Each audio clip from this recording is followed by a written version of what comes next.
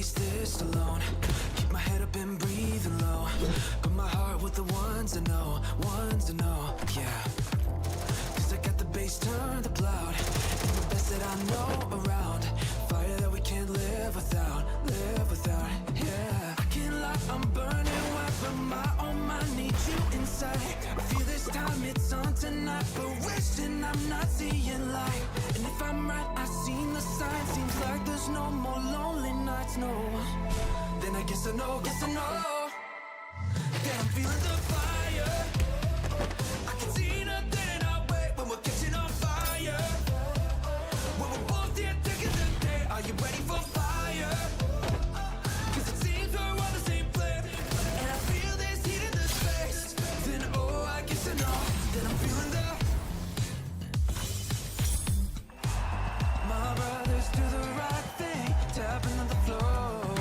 I can't lie, I'm burning white, but my own mind needs you inside. I feel this time it's on tonight, but wishing I'm not seeing light. And if I'm right, I've seen the signs. Seems like there's no more lonely nights, no. Then I guess I know that I'm feeling the fire. When I'm catching on fire. Then I'm feeling the. Watch the clouds break apart. Are we going back to the start? Going back to the start, yeah. But I'm feeling the fire up in my heart. Don't you think that we're ready for another part? Cause I know that we're really too far from the start. Cause I know that we're really too far from the start. But I'm feeling the fire up in my heart. Don't you think that we're ready for another part? Cause I know that we're really too far from the start. And I'm feeling the, that I'm feeling the.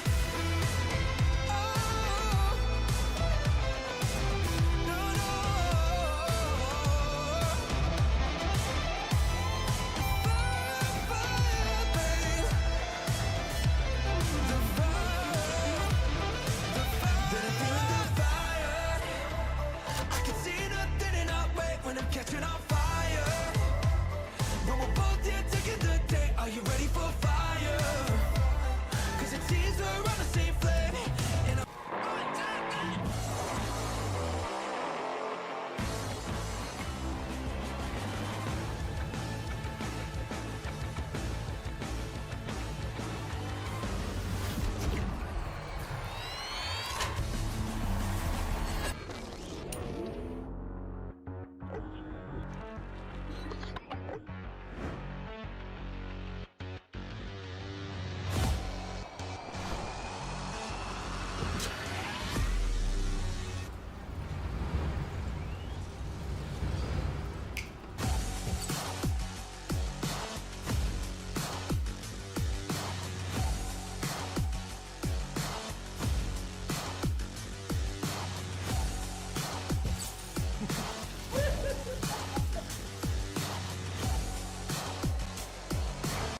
Okay guys, we did it.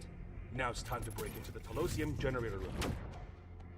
Telosium, huh? The powerful and unstable energy we need. I must say, seems like a trap. Not just seems, definitely is. And we're going in like this? Of course. We need energy. And I'm not in the mood to recharge in an outlet.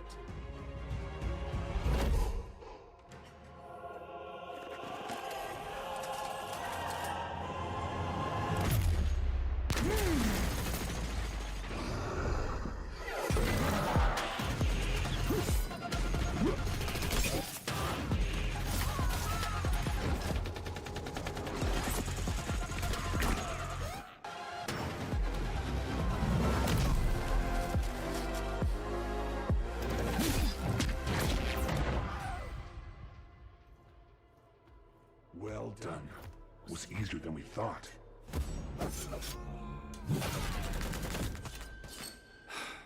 Every time you open your mouth, something bad happens.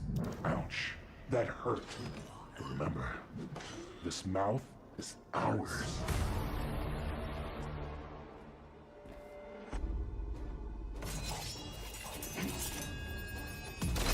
Do you know who the cowboy is? Not a clue. In any case, We agree that he deserves our best treatment, right?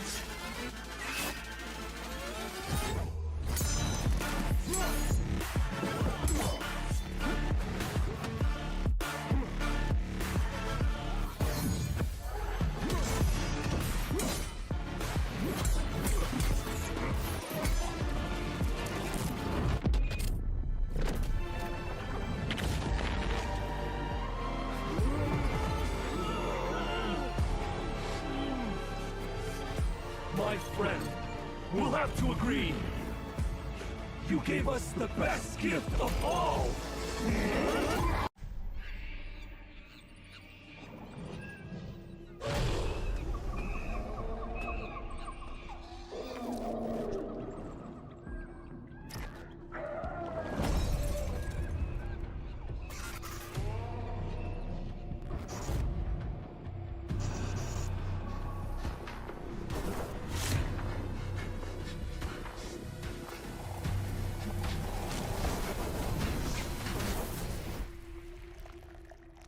Let me guess. Another night of bad dreams? Worse. Bad memories.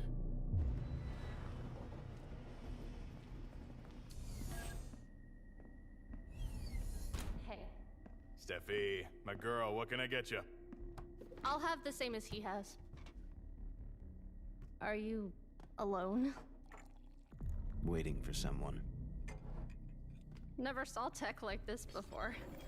It must have been expensive. Let's say I'm still paying for it. My guys are here. Maybe you can tell me more about it later. You're... Leave him. He isn't a Mamba anymore. What are you looking at, you freak? Chill out, Alvaro. We're not here for trouble. You know what?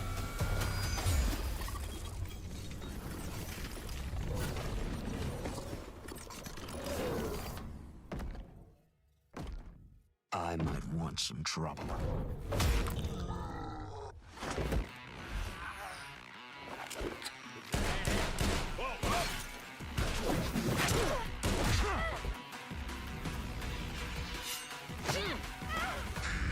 Is that all?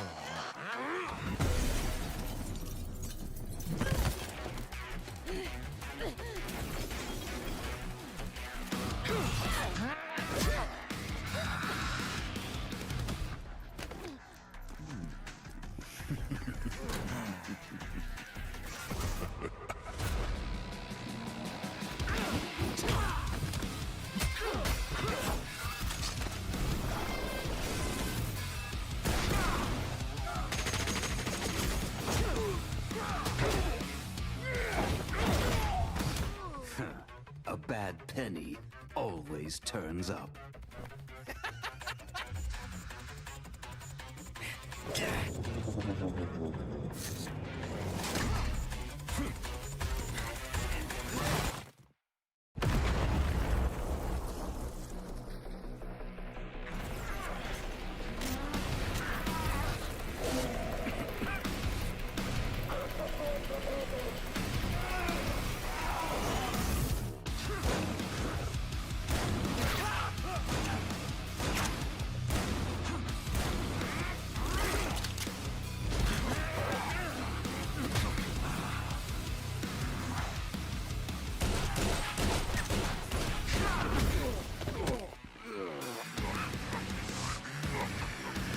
Shrouds have no pockets.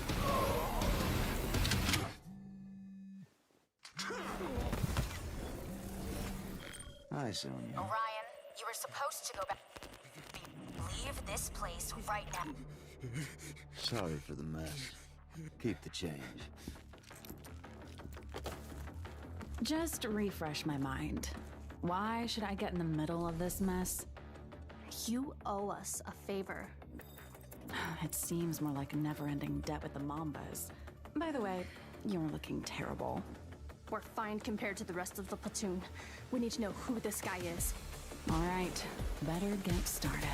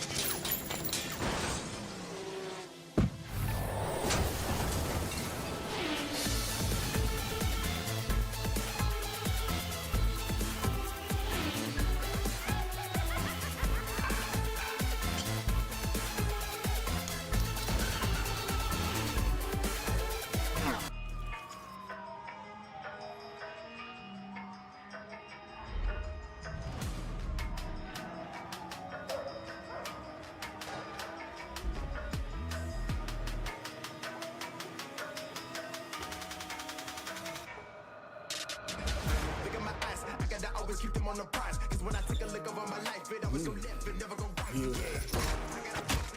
Yeah. You stole Lupe. Lupe? For you, stupid, it's Guadalupe. Lupe! Oh, what'd they do to you, girl? Shh. Huh?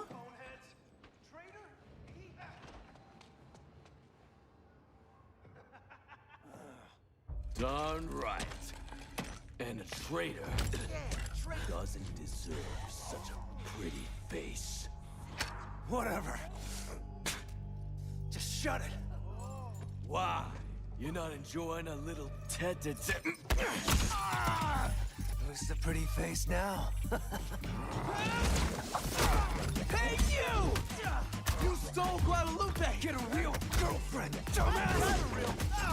screw you! I had to sprint all over town for my deliveries. I'm no thief. I just borrowed your ride for a job.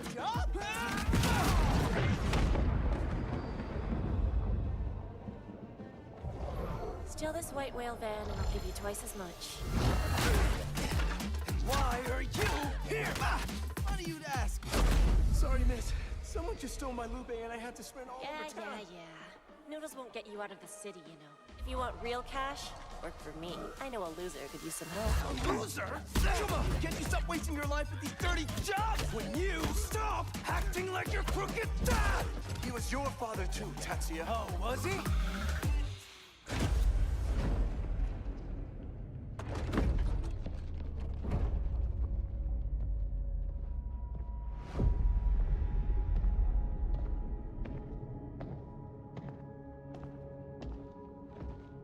The Garcia brothers. What are you doing here, kiddos? Well, my brother here was about... Shut up, man. Shiro, Tatsuya, you don't have to take your father's path. It's all here. Okay, good job. Send it to HQ. You are at a crime scene, kiddos. I'm afraid I have to detain you. No! It's my fault, Mr. Mark. My bike was stolen, so I... Couldn't you just call us, Shiro? Be smarter than that. Yeah, I'm sorry.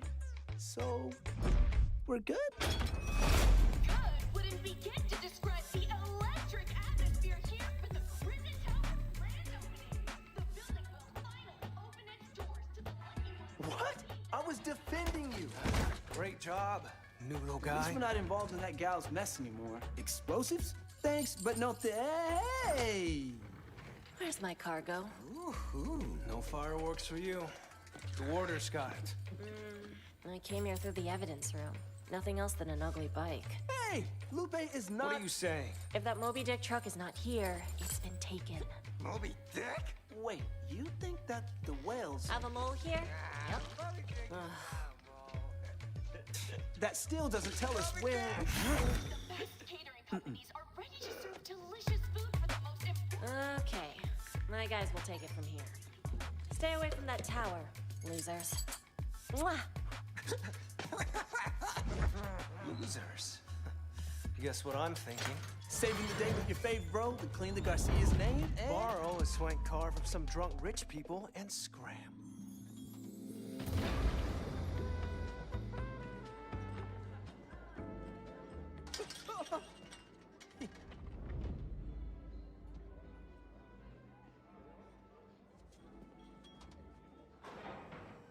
And rich people can't hold their liquor. Yeesh. Okay, let's beat it. Beat it? With all these people in the building? That is the idea. Yes. Mr. Mark, sir, it's great you're here. He's the crook, stupid. Crook? No. I'm a supplier. I bring chaos, and then I provide order. Full circle, see? We won't let you do this! Your father said the same. Keep my friends close, but my enemies close. Thought we were family, but now I see that I can't trust nobody in this world. Of this name is in the whole world. My life ain't safe, and everything I gotta go get this money. You wanna go get high, but I wanna see you try.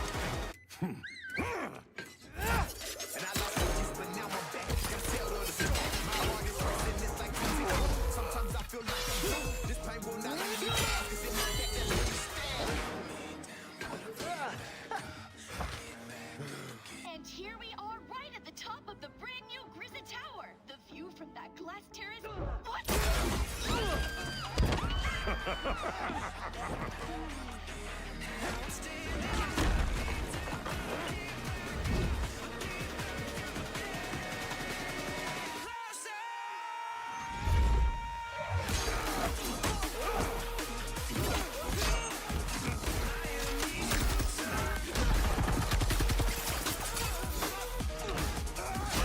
I used a pocket knife just like this one on your Snoopy dad.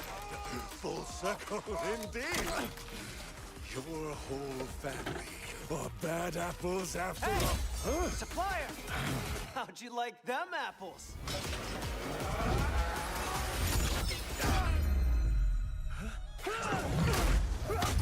Friends close, but enemies closer.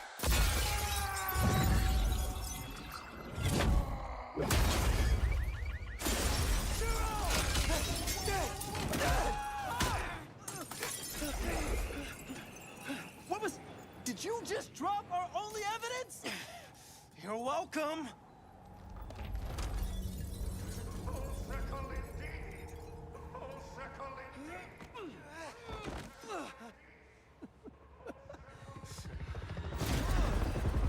You two suck at following orders, but I guess losers was a bit hard. Need a ride? Thanks, miss, but I think my bro and I need to... Tatia? Tatia?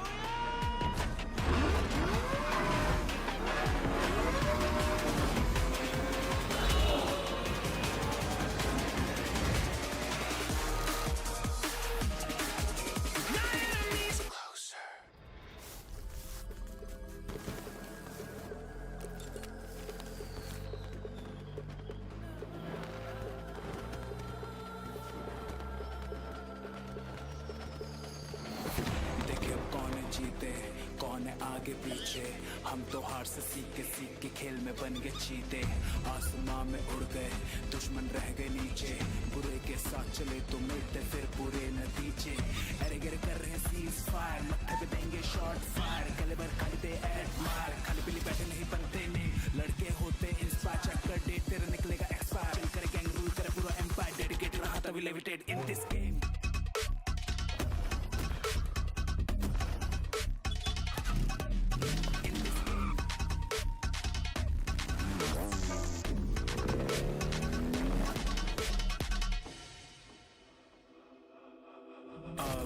हाथों में आई है win win बोना भी रहे हैं दिन गिन उत्तर से लेके पश्चिम पूर्व से स्क्वाड पहुंची है दक्षिण हर जगह मचेगा शोर हमसे भिड़ेगा बचेगा कौन जोन में खड़े अलोन गैंग मेरी बहुत हार्ड ना क्लोन यहाँ हम हुए पसीने में कर बतर एनिमीज जाने छुप गए किधर हार की वजह है इनका डर हम तो जीत के जाएंगे अपने घर ना करो चिंता रखो सबर छोड़ी ना हमने भी कोई कसर अपनी भी अलग ही वाइब है निकला सफर में सबका है गोल खुशी हम बांटे सोल टू सोल रुक भी नहीं सकते ये लंबी दौड़ मेरे लोग साथ मेरे मुश्किल मोड़ कहते हैं ओजी इन दिस गेम विक्ट्री के साथ सारे करे सेलिब्रेट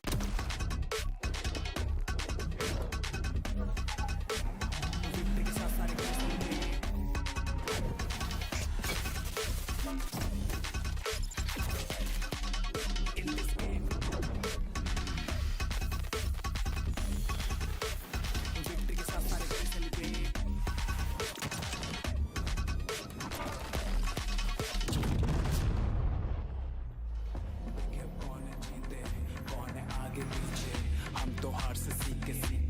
बन गए चीते आसमां में उड़ गए दुश्मन रह गए नीचे बुरे के साथ चले तो मिलते फिर बुरे नतीजे निकला सफर में सबका है गोल खुशी हम बांटे सोल टू सोल रुक भी नहीं सकते ये लंबी दौड़ मेरे लोग साथ मेरे मुश्किल मोड़ कहते हैं ओजी इन दिस गेम विक्ट्री के साथ सारे करे celebrate Okay, guys, we did it. Now it's time to break into the Telosium generator room. Telosium, huh? The powerful and unstable energy we need. I must say, seems like a trap. Not just seems. Definitely is. And we're going in like this? Of course. We need energy. And I'm not in the mood to recharge in an outlet.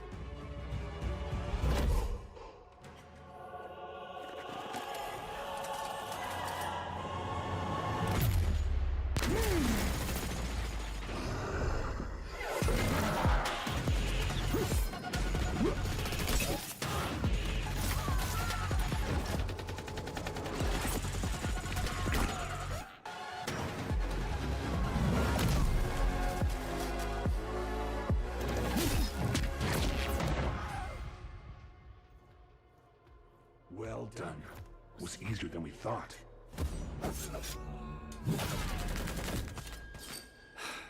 Every time you open your mouth, something bad happens. Ouch. That hurt. But remember, this mouth is ours.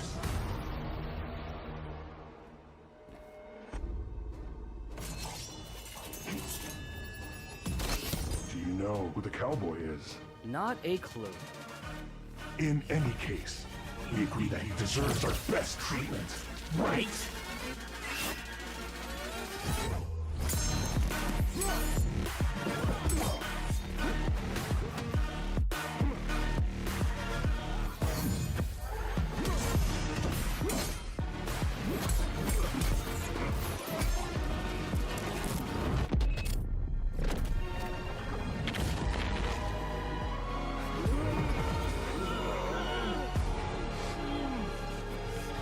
My friend, we'll have to agree. You gave us the best gift of all!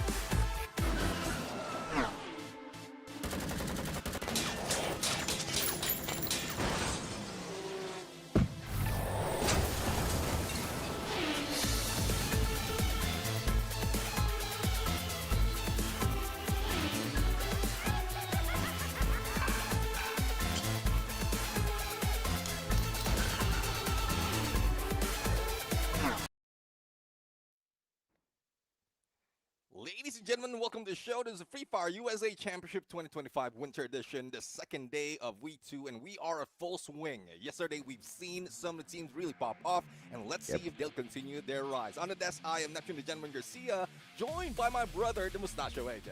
It is good to be back yet again, Neptune, and today, by the end of it, all teams would have played a total of 12 matches out of 18 available games.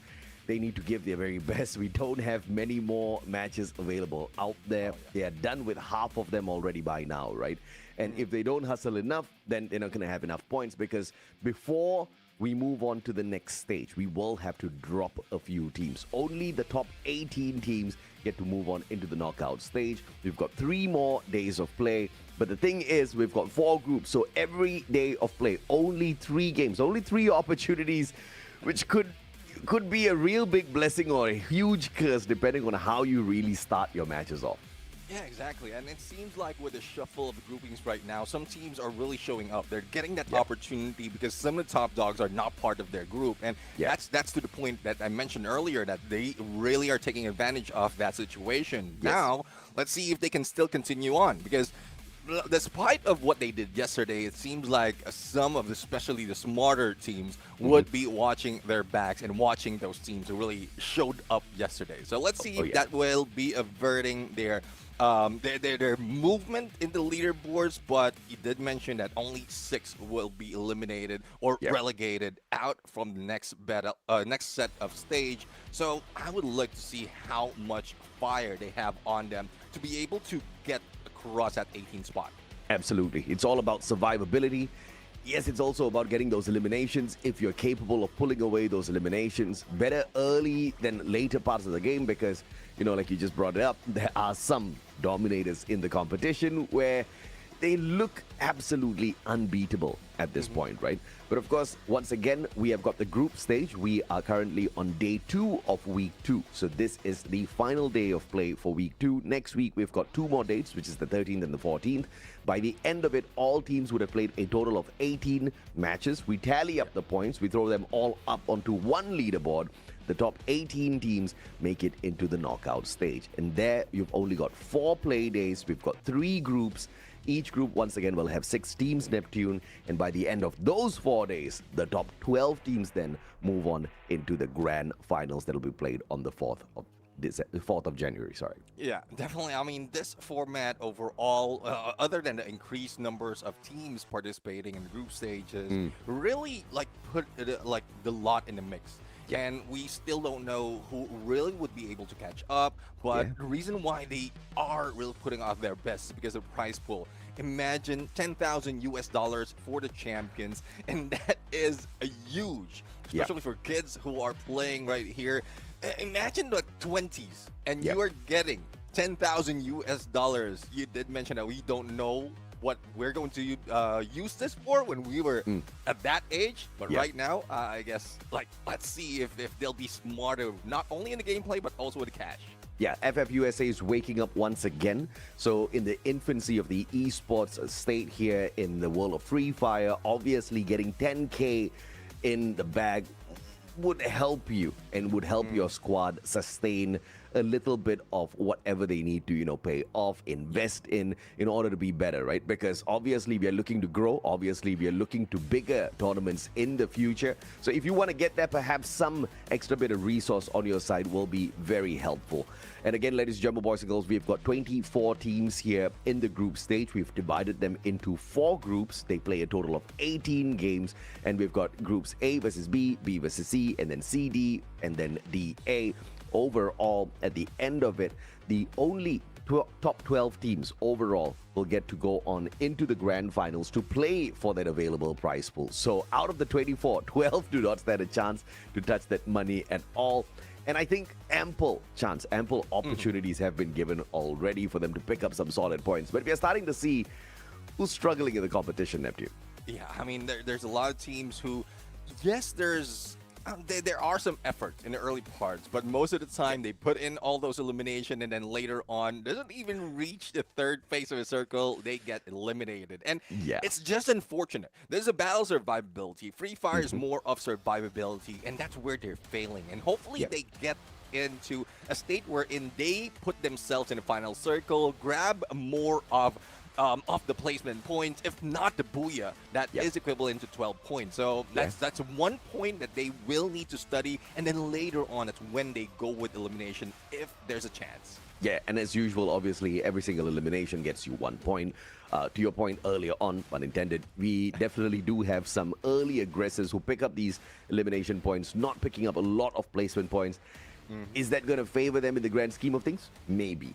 Is that going to favor them if they want to be the champions of FFUSC Winter Edition? I don't think so at all, because we've got the Champion Rush condition activated already. You need to hit 80 points, you need to activate Champion Rush, and then secure a booyah. Securing a booyah means you need to get deep into these circles, you need to be a final survivor, and if you're not practicing for that, unless you are just super confident, right? But unfortunately, we've seen super confidence turn into overconfidence in the past as well.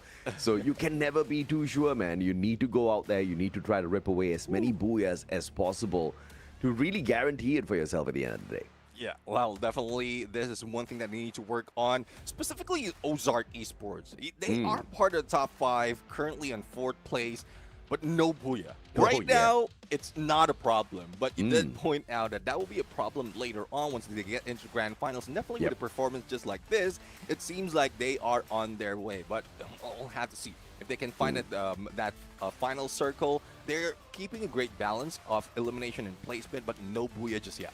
Yeah, and Zeus Esports, every single day of play, Zeus Esports has been the best squad. The most number of points picked up in the 3 days of play so far has only come from one squad, and that is the squad that sits down at the very top. That is the squad that has got 186 insane eliminations. I don't know how any squad can do that, but they have just been ripping these lobbies apart. And on top of that, they've also got the most number of Booyahs equaling T-Rex, but there's a difference in terms of their rank points, which means Zeus Esports is just so much more proficient at getting into the top 3 as opposed to T-Rex, which makes a very big difference at the end of the day. Even by looking at the overall leaderboard, you can I tell exactly where they sit. Yeah, and one thing that really catapulted the team is from last week's second day, wherein 2 back-to-back Booyahs plus awesome number of elimination, breaking the record first with 38 total points and then with 44 points. So that really brought them up real high. And they have been a threat overall.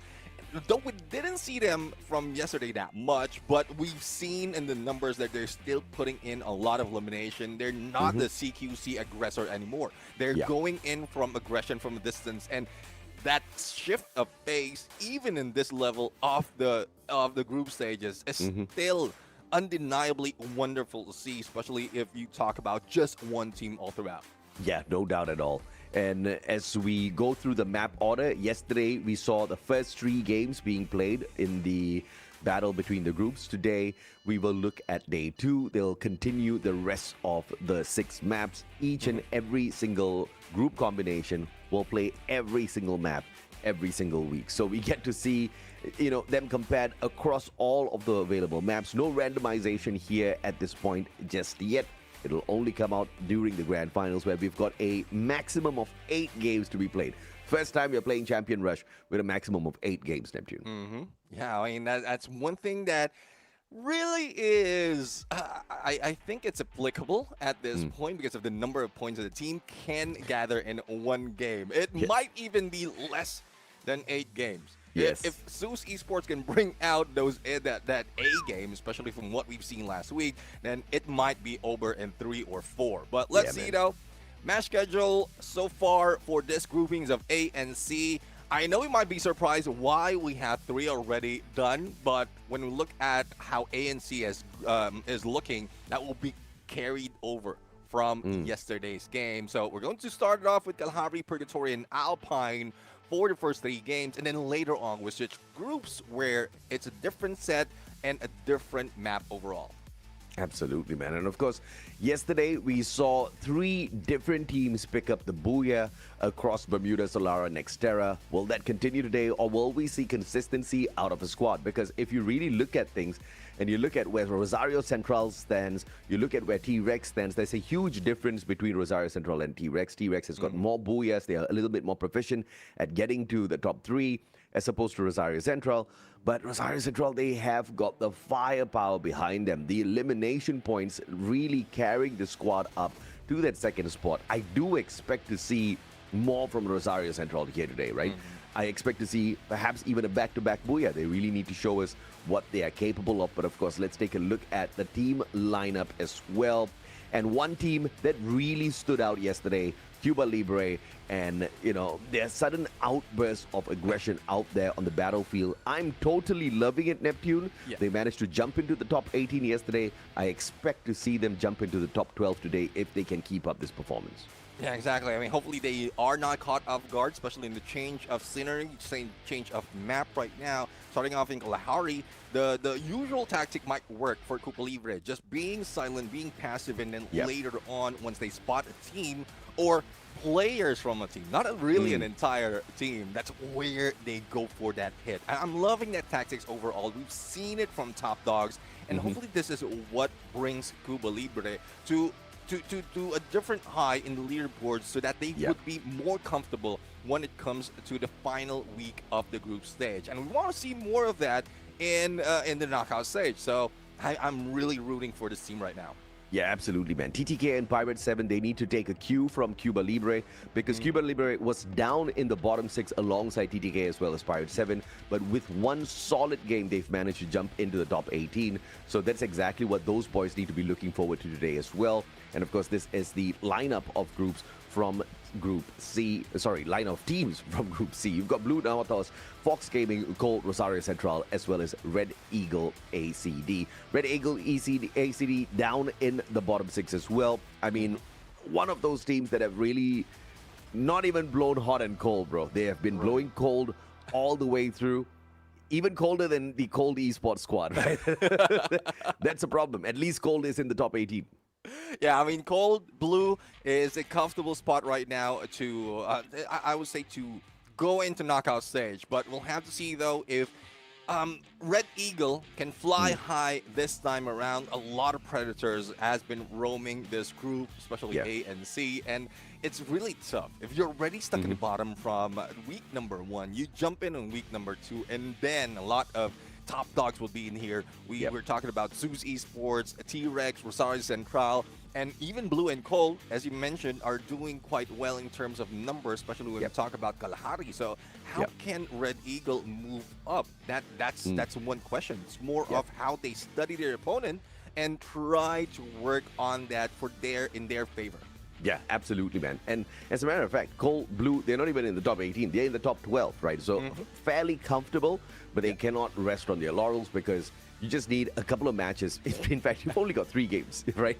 If you do rest, then perhaps you are going to get kicked down into the lower part of the top 18 and then maybe even out. So none of these teams can sleep on the rest as of this point of time. It's going to be a tough competition all throughout, no doubt at all.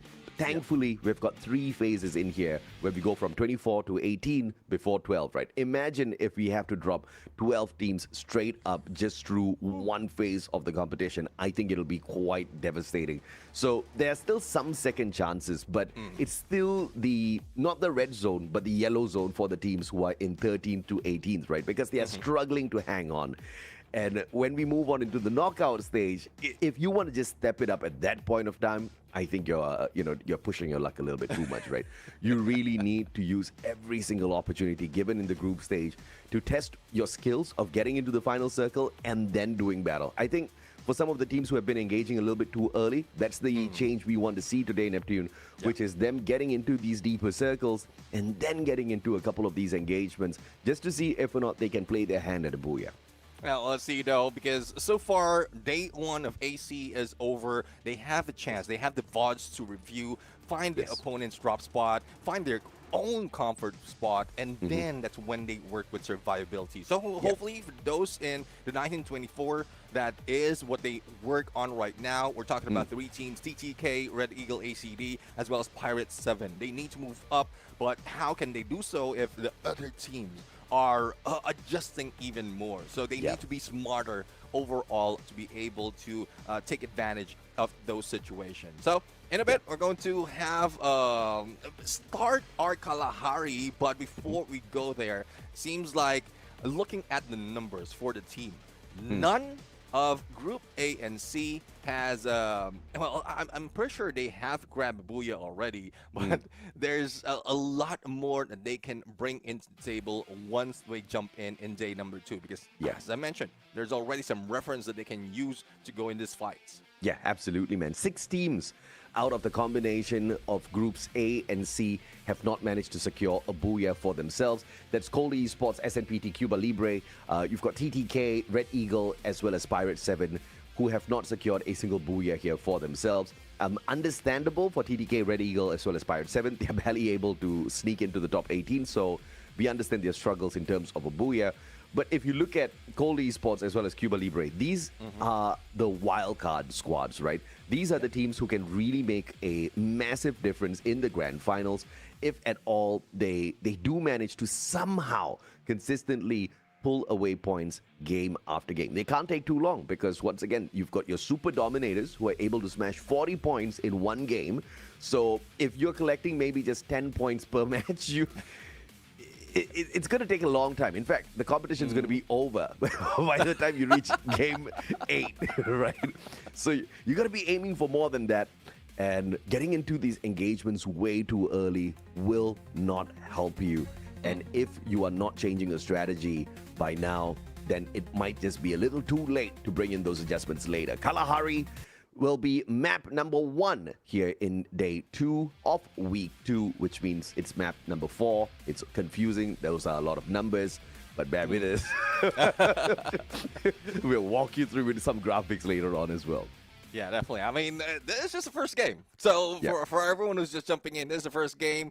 And I'm really looking forward to how the team's going to adapt right now. It's a good thing that we started off with Kalahari because later on it's somewhat much easier maps. But as we go into flight right now, flight that coming from Mammoth on towards Bayfront and into the north of Council Hall. We're seeing some drops already. And Cuba Libre already in the maze, no contention right there. It seems like Refinery would be the most contested area, especially in Kalahari, wherein you have the elevation and some, if not a lot of teams, are using the snipes. So this is where they can get all those illumination.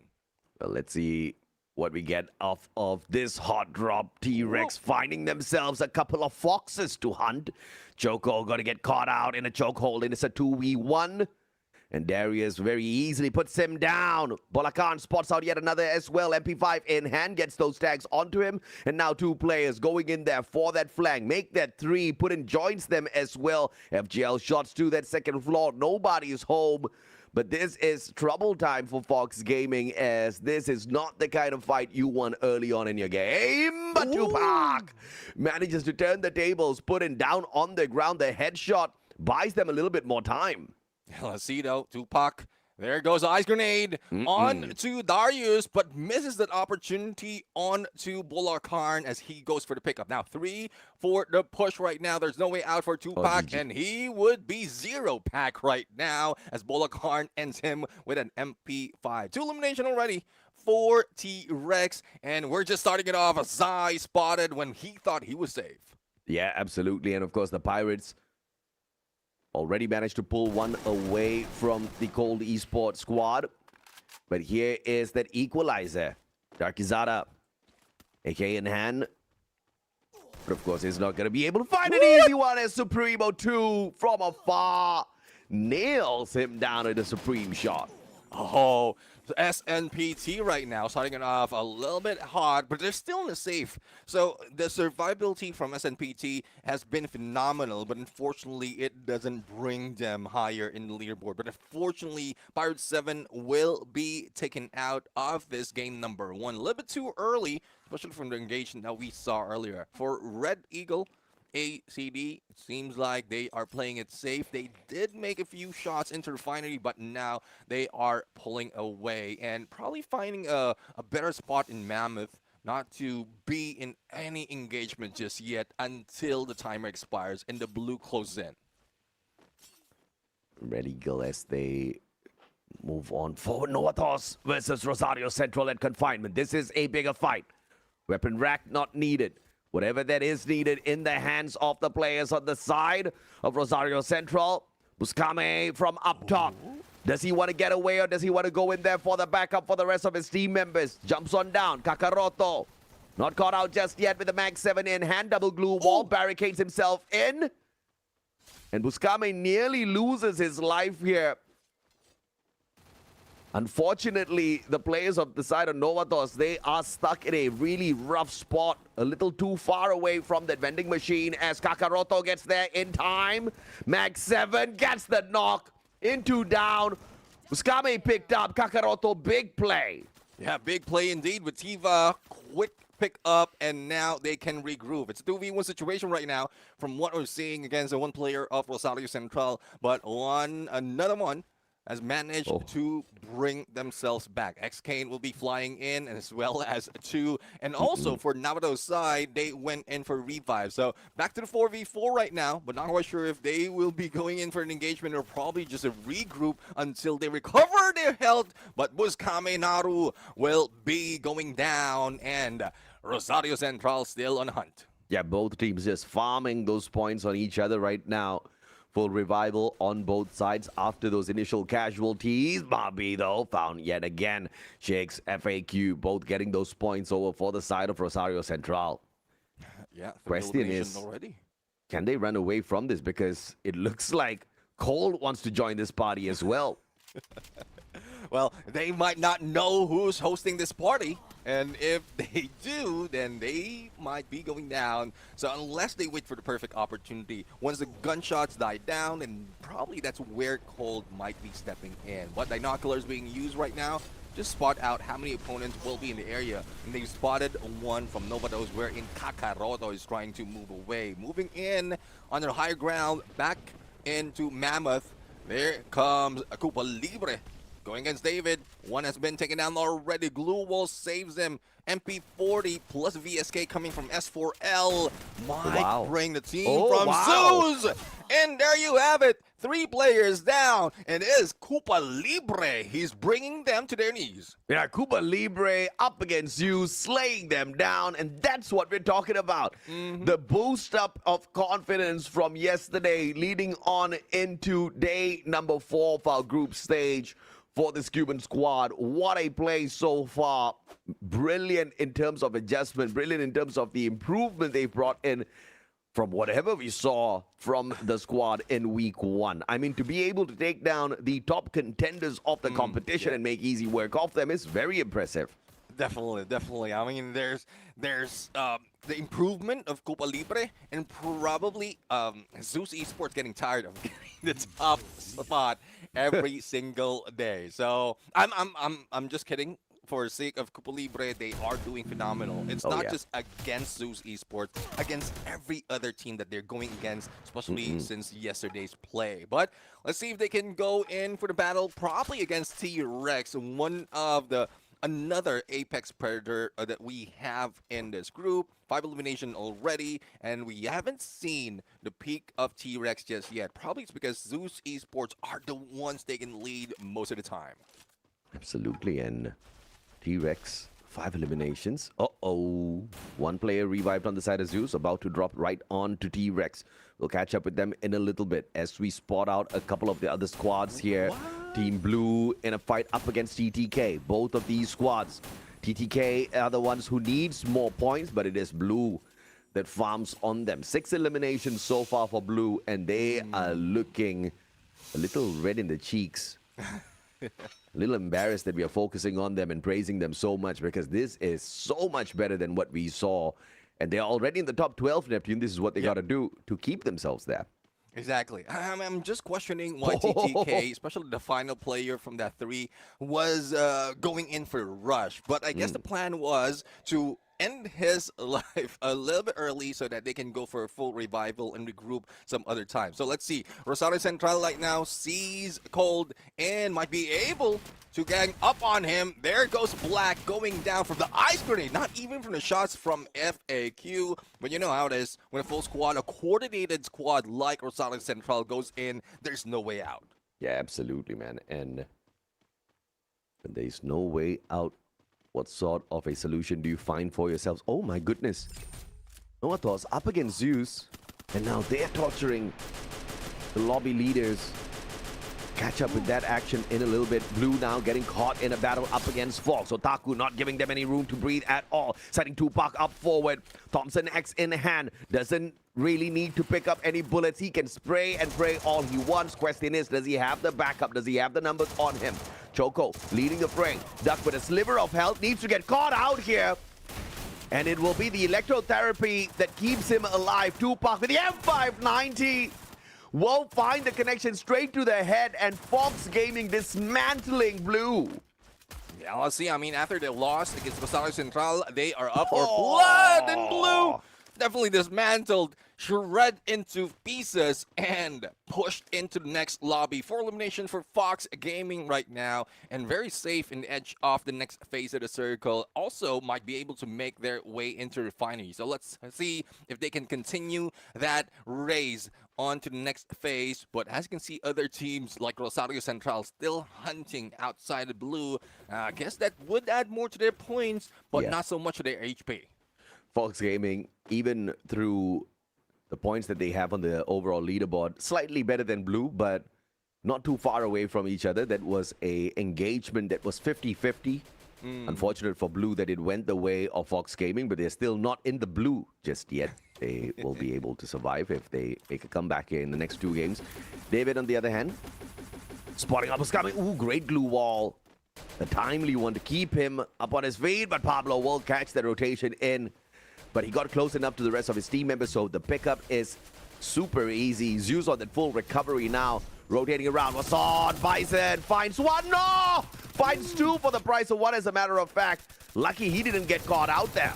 Yeah, David for follow-up, but unfortunately, Nabi would be in there for the snipe with a VSK. A little bit of backup from afar, but he pulls away, getting into a better position right now as the teams are being annihilated. And it's a good thing Mavi already head away into the next vending machine to bring back the rest of the teams. Otherwise, it could have been a wipeout. Yeah, good play by Buscami there, just buying Mavi a little bit of time so that he can get away, and a little bit of distance put between him as well as the rest of the players on the side of UC Esports. So catching up with him, stopping that revival isn't going to be impossible, but it's going to be a little bit more difficult. So a big possibility to see them once again. Cuba Libre continuing on their onslaught, this time finding a player from the side of TTK. The battle between Rosario Central as well as Cold, on the other hand, about to break out. Cold looking to gatekeep Rosario Central from the next circle, but they're going to get caught out in the blue as well if they're not careful with the timing that they play here. Finally, they decide to back away, and this is that opportunity for Rosario Central. Maybe a few of those shots in the back could not just slow them down, but drop them as Novatos gets taken out in 10th. Yeah, the final player was running in there with Rosario Central, and despite the distraction coming from Colt right now, it seems like he still is spotted. Probably no more medkits, thus he is just running straight in there and has been shot down by Rosario Central. Now, Launchpad right now just to be avoiding that gatekeep that has been done by Gold right here, and now they move in onto the right for a better place to stay in. Yeah, beautiful rotation by Rosario Central. Just initially backing away from that engagement, making sure the terrain gives them a little bit of a dip so that they don't get headshot as they're trying to use the jump pad, and jumps towards the right of the Cold squad. So they're a little bit out of reach, and now Cold a little distracted by T-Rex as well. Looking to flank around, but they have just got an out of the pan into the fire, putting themselves between T-Rex and UC Esports. How will Cold get away from this disaster? Oh, let's see. I mean, T-Rex right now on the hunt, on the spray, not even looking the way, but David 444, the backup from the team, still managed to be taken down. They have all the players on their side. Now, let's see. We have 9 teams right here playing, and a lot of teams are being eliminated, not only by the zone, but also by some other skills, not even a shot. So let's see if they'll be able to fortify their armor as well as their helmets later on, because here comes T-Rex and Hunt. Cole took a cue from Rosario Central with that rotation, but they just got burned down because the spot that they chose to jump into was a firing pit.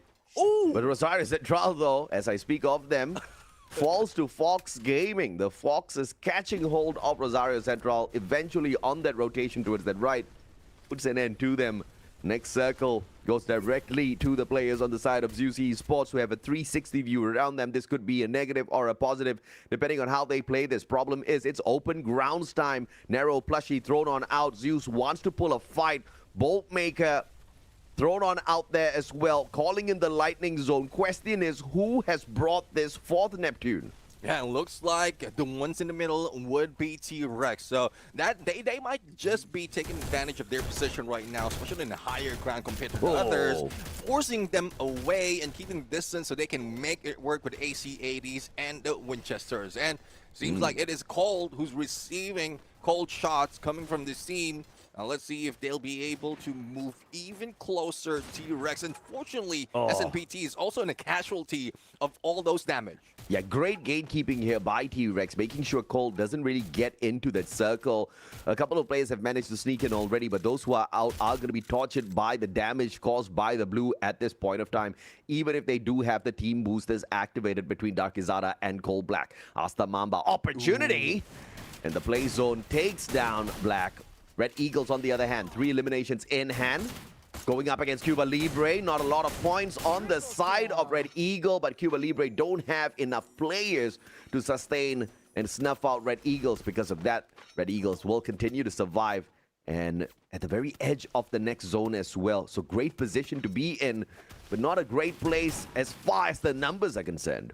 Yeah, well, let's see though. Cold Esports finally being taken down after so much pressure coming from T-Rex. Puddin has been taken down with that valiant dash, but the rest of the teams are ganging up on both TTK and from players of TTK who managed to bring at least one players back in play. 5 teams remain at this point. 14 elimination for T-Rex. Quick pickup, but I don't think it will last for Bola Karn, especially if he don't get into the next phase. But still, player JK making sure that his teammates can recover and will be safe as he guards the front. I think that was a massive game for TTK, a huge improvement from what we've been seeing for the past 3 days. At least they got into and close enough towards the final circle before getting taken out. But now Fox Gaming trying to put down that Shito, and that is the end of Cuba Libre in the 5th spot. Fox Gaming, on the other hand, managing to be in the top 4. 2 more survivors on their side. Yarova, opportunity. Choco from the back. No eliminations in hand just yet. Pulls out the side. Time Turner as well. Bolakan trying to go in for the M590. Shut down, and he finds exactly that, ending the run of Fox Gaming. Yeah, Fox Gaming out in spite of how aggressive they are. And Red Eagle, well, being second place, this is a huge jump from what they have been performing so far. But what can they do against T-Rex? None. And T-Rex grabs the first booyah of this day in Kalahari. And officially setting a brand new record for the most number of booyahs held here in the group stage. T-Rex picking up booyah number 4 for themselves, and the biggest problem here is they are not the team with the most number of points on the leaderboard. And this is how Champion Rush might look at the end of this competition as well. Not necessarily does the team with the most number of points walk away with the trophy. This squad could just be that trump card that Zeus Esports does not put an end to early, that comes back and bites them in the butt. Zeus Esports this time just could not get into their aggressive ways again, Neptune. Yeah, let's see if they will be able to bring themselves back, but there's really no need for it because they put in so much of effort, putting so much of numbers, and they can chill right now. Chill even colder than cold. But T-Rex, the final shot, the final battle, almost a full squad and still rolling it, especially with how player JK is guarding all the angles to protect his teammates. And that's just a sniper that would be considered one of the best if he stepped into the global stage. Yeah, no doubt at all, man. Player JK is... I mean, we've seen so many amazing snipers. And I absolutely agree with you. He belongs in the roster of world-class snipers for sure. It's just a matter of time before we see the squad up on the world stage. Bolakan, the MVP of the Rex. 10 eliminations, 2,704 damage, which means this was a very efficient game from him. And it also means the rest of his team members were putting in a lot of damage as this guy just drove on up there, getting in those final shots. Great teamwork overall. And Bolakan will pick up the MVP thanks to that assist from the rest of his team members. M590, weapon of choice. Valiant dash on that Oscar, clearly giving him that boost around. And a tank build with that Andrew, J. Beebs, as well as Joseph as his passives. Yeah, definitely. I mean, he can go into the front, not really thinking of how that would be because of the skills that he has, and that's one reason why he had 10 elimination.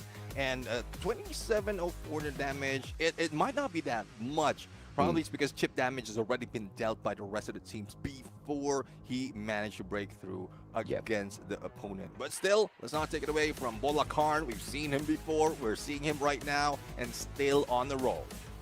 Absolutely, man. And of course, Bola Karn is not going to be slowing down just yet. T-Rex have been ramping up slowly but surely.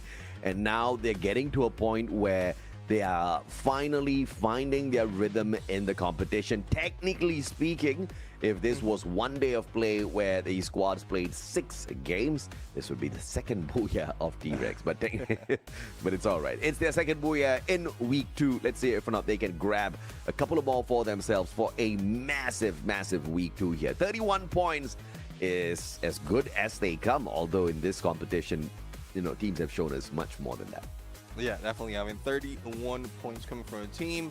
Well, let's see if this is something that they can break or they can use to break the record in the most number of points per day. We've seen T-Rex grab 4 of the Puya in one single day, but unfortunately they're only playing 3 right now. So they can go in for a streak, probably a hat trick, just to prove that they can also hang with the top dogs like Zeus Esports. But talking about Zeus Esports, that's the changes of Zeus Esports gameplay right now, a little bit more passive. That's one reason why Fox Gaming as well as Cuba Libre is taking advantage of that, moving up the ranks right now, taking second and fourth. But Red Eagle ACD or Red Eagle Esports right now, 9 on the placement and 5 in elimination, and they were very passive because of the number of players that they have in the final moment. They still managed to survive longer.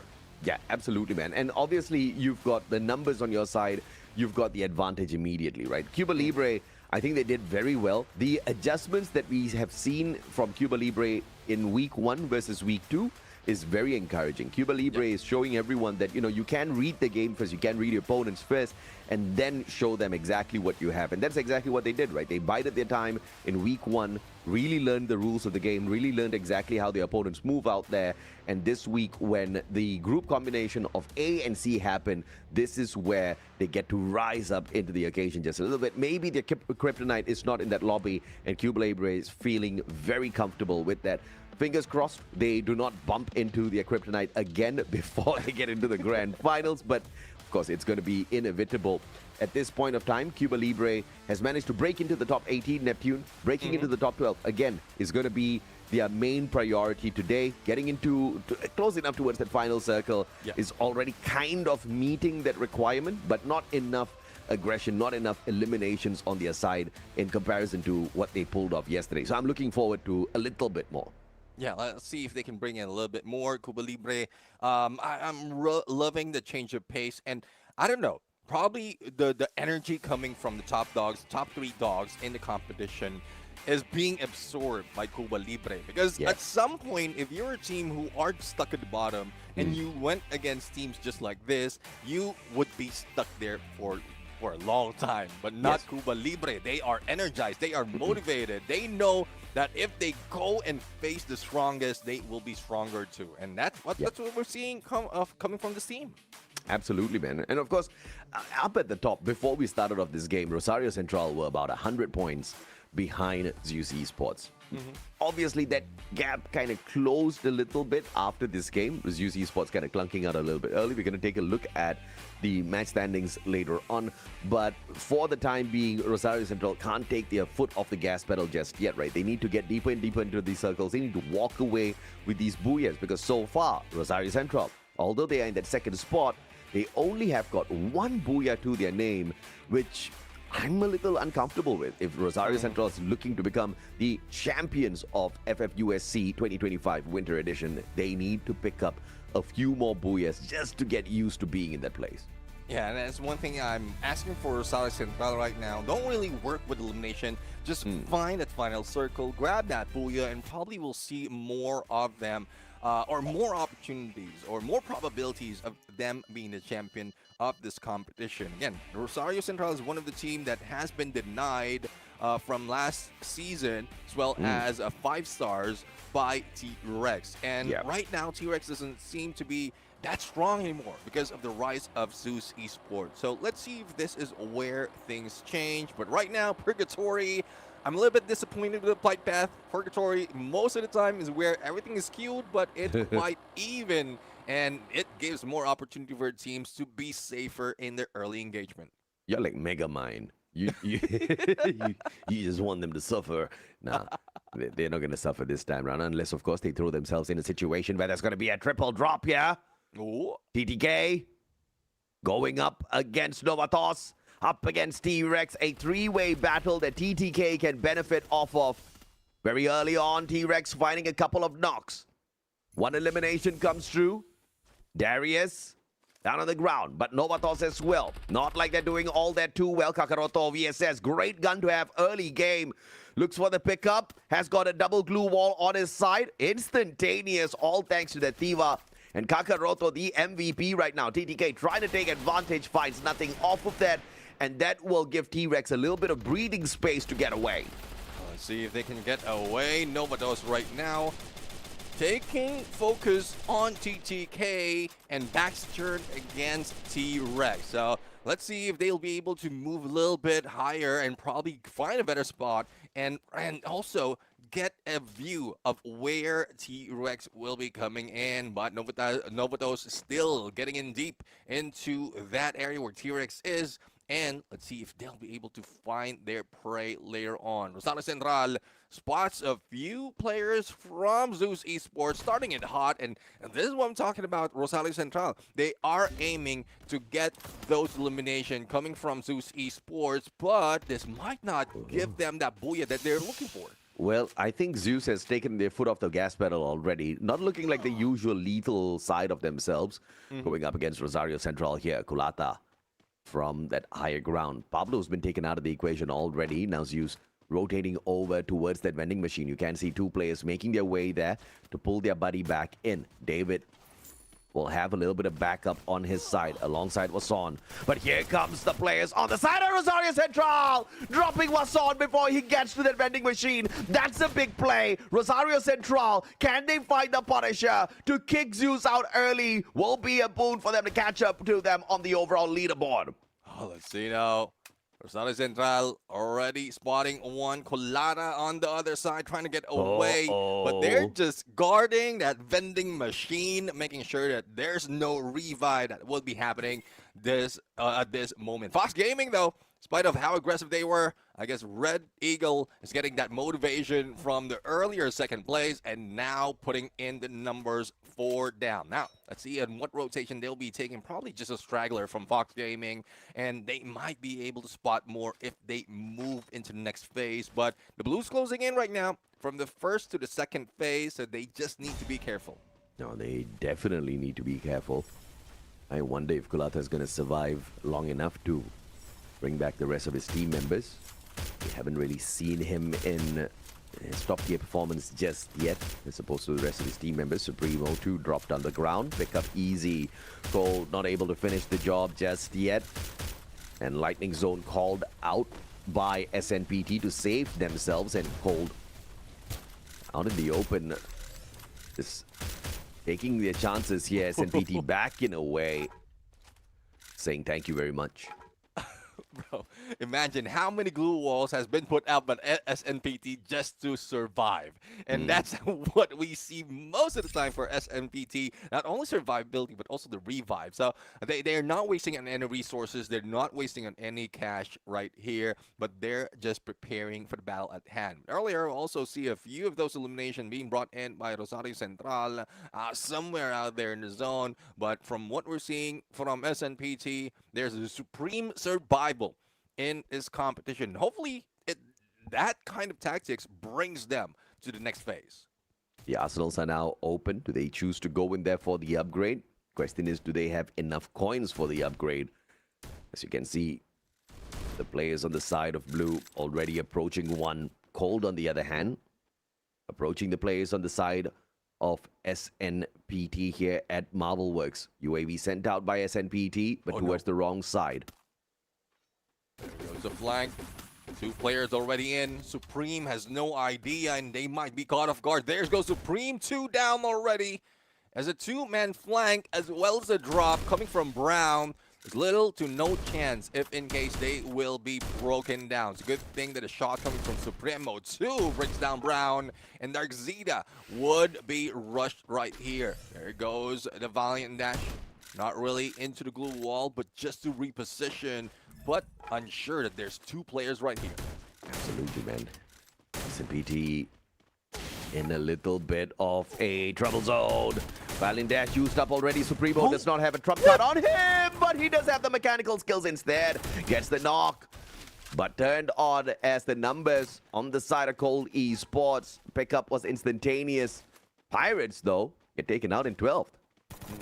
Once again, the first team to be eliminated, but as we go back to black, as SNPD tries to go in for the save, they would be taken down one at a time. But as usual, 1 player out of the picture, probably getting into the vending machine. Everyone has their cash on, and not surprised that we are going to see a revive from SNPT. For Fox Gaming, there's a little bit slowdown coming from them. Probably it's because of the drop that they went in earlier. And also it's a Red Eagles who managed to get a few elimination from them. So they need to recover, they need to regroup, but good position for Fox Gaming because they are just an edge of that next phase or on this current phase on campsite. Pussycat from TTK looks like the bravest player out here in this lobby right now. Smack dab in the middle, all alone. Man's looking for some coins to bring back the rest of his buddies, and he better hope and pray and he doesn't get caught out before that, because we know TTK needs some points. They're not too far away from the top 18, so I'm sure they're super nervous about this. Just one elimination in hand so far. Barely any coins on him. Oh, but Novatos up against T-Rex. This one could be a big one. Kakaroto spots them out. Buscame caught by player JK. What a flank by player JK. Bolakan barely got to him. Darius Ego will find one for himself as well. Oh! As they take each other out. Kakaroto down, but Danny from up top will find the knock and backs away. Novatos looking to survive to play a little bit later on. And T-Rex will not have to worry about that at all. Yeah, Novatos, I think they're playing for a patient game, trigger discipline from what we've seen, because a few players of T-Rex has already rushed towards that airdrop. But unfortunately, one of the players of Novatos is grabbing an airdrop and marks him into that map. So that's where T-Rex rushes in, try to go for a support coming from Novatos, but it didn't work out that well. And only 2 players coming from the team. But SNPT, as mentioned earlier, only 1 remains and a full revive has been done. Despite of no elimination, they still have fighting chance to get more placement point, but once again being hunted by Cold. Cold-hearted. Cold wants those points off of SNPT. Clearly, it's a easy fight that they find for themselves. Zeus up against T-Rex once again. Zeus has got nothing on their side in terms of elimination points as of this point of time. Darius Ego drops down. TTK finally eliminated by Yarowa. Darius very lucky that he didn't get taken out of the air there. Now as the rest of the players go in there for the reposition. Pablo looking for the backstab with the sniper. Putin will get caught out. Time trying to pull down. Putin pulls a big doubly. What a play by Putin, leaving Pablo the flanker all alone. This is the sniper of the squad. VSK in hand, and player JK says thank you for coming. Putin and player JK combination. I mean, you can put him in the middle, and he will not be faced. M59, he just turns and shoots, and definitely one will go down. The accuracy of the guy was on point, and he was just soloing all that as Bulakarn and the rest are just watching. And player JK probably just let him do it because they know that they have full support. Yeah, Putin kicked some ass there. What a play. They're putting them down. Yeah, putting it down, man. First of all, he put down the time turner, and then he just worked that like a magician. But now Dakizara, Cold Esports now finding a couple of victims in SNPT yet again. SNPT hasn't been able to survive any bit of their aggression just yet, and just chooses to back away yet again. Yeah, I mean, it would be recurring tactic coming from SNPT as long as they have Supreme 2. If I'm not mistaken, if we count the number of revives that has been done by SNPT, it would be a huge number. Hopefully we can translate that into either elimination or placement points, but it doesn't work that well. And with 0 elimination at this point, seems like it would even still be difficult for them to move up. But I'm loving the balance that they have in terms of placement and elimination. But against Cold, a team that they could, I would say, it's a much easier contender compared to the top dogs. They will need to work on that and probably practice on that first before they aim to go into the next stage. Can you imagine if we started rewarding revives as well? Half a point. Half a point per revival. Maybe we'll see more of these underdog squads rise up. Hey, it's not easy to play these revives, all right? Especially in a lobby like this. You can get your butt kicked all around the place. But Rosario Central trying to fly on through. And Cooper Libre, who's barely taken up any bit of those elimination points so far, managed to shoot out 2 of their players from the air. And it looks like we're encountering a little bit of connection issue on the side of Rosario Central. Hopefully they sort that out ASAP. T-Rex, on the other hand, 13 eliminations, looking for yet another booyah. I like this. Some flashes of the championship quality that the reigning defending champions have not been showing for a while. Yeah, I mean, they're aiming for like a hat trick off of Booyah for today, for the first 3 games. And they've seen that before. When they can do it once again, seems like they're not even phased of what Zeus Esports has done, and they're just focusing on their own playstyle. The playstyle would be to use player JK as a sniper, get information, then back it up with the rest of the teams. And we've seen Darius as well as put in Bolak hard with that aggression, with that accuracy. So it's not difficult to work with that tactic. But they'll have to be careful because other than the focus is on Cuba Libre, Rosario Central will be dropping in a bit. But on the other side, Choco M79 against Blue and putting them in the black. Choco put him in a chokehold with the grenade launcher, and they had no answers for him. Man, choked the oxygen out of the boys. Unfortunately, they'll have to try again in the next lobby. T-Rex, on the other hand, finding a couple of Foxes again. They couldn't finish the job. Too slow for the Foxes. But this time, player JK finding a player from the side of Koopa Libre initially, getting the tag onto the Foxes again. But Fox Gaming using the terrain to their advantage in the most perfect manner. So what else? We're loving how they are surviving this onslaught. But you know how it is. When you have cold, you will be out cold. But hopefully Dark Zeta would be picked up. Unfortunately, he will not. And Brown will be down as well. Here comes some of the players from Rosario Central putting in so much of damage. But here comes another challenger. It's T-Rex who heard those gunshots and is not given any headway. Not at all. 5 teams left in here. T-Rex already in the next circle. Rosario Central right behind them. T-Rex needs to make sure they take them out of the equation, or else it will get a tad bit complicated. Thankfully, Novatos is in a situation where they'll have to encounter Rosario Central as well. So T-Rex is not dealing with this all on their own, Neptune. Let's see if they will be able to move in later on. All they have to do is wait right now and take that opportunity. But for Novatos taking the opportunity, one Danny still managed to survive despite of the CQC, both with M590. Goes in for Inhaler as well as that dropped the beat, but unfortunately got hit by Into. Now it is Rosario Central eliminated even before Novatos. Yeah, but perfect play by Novatos here.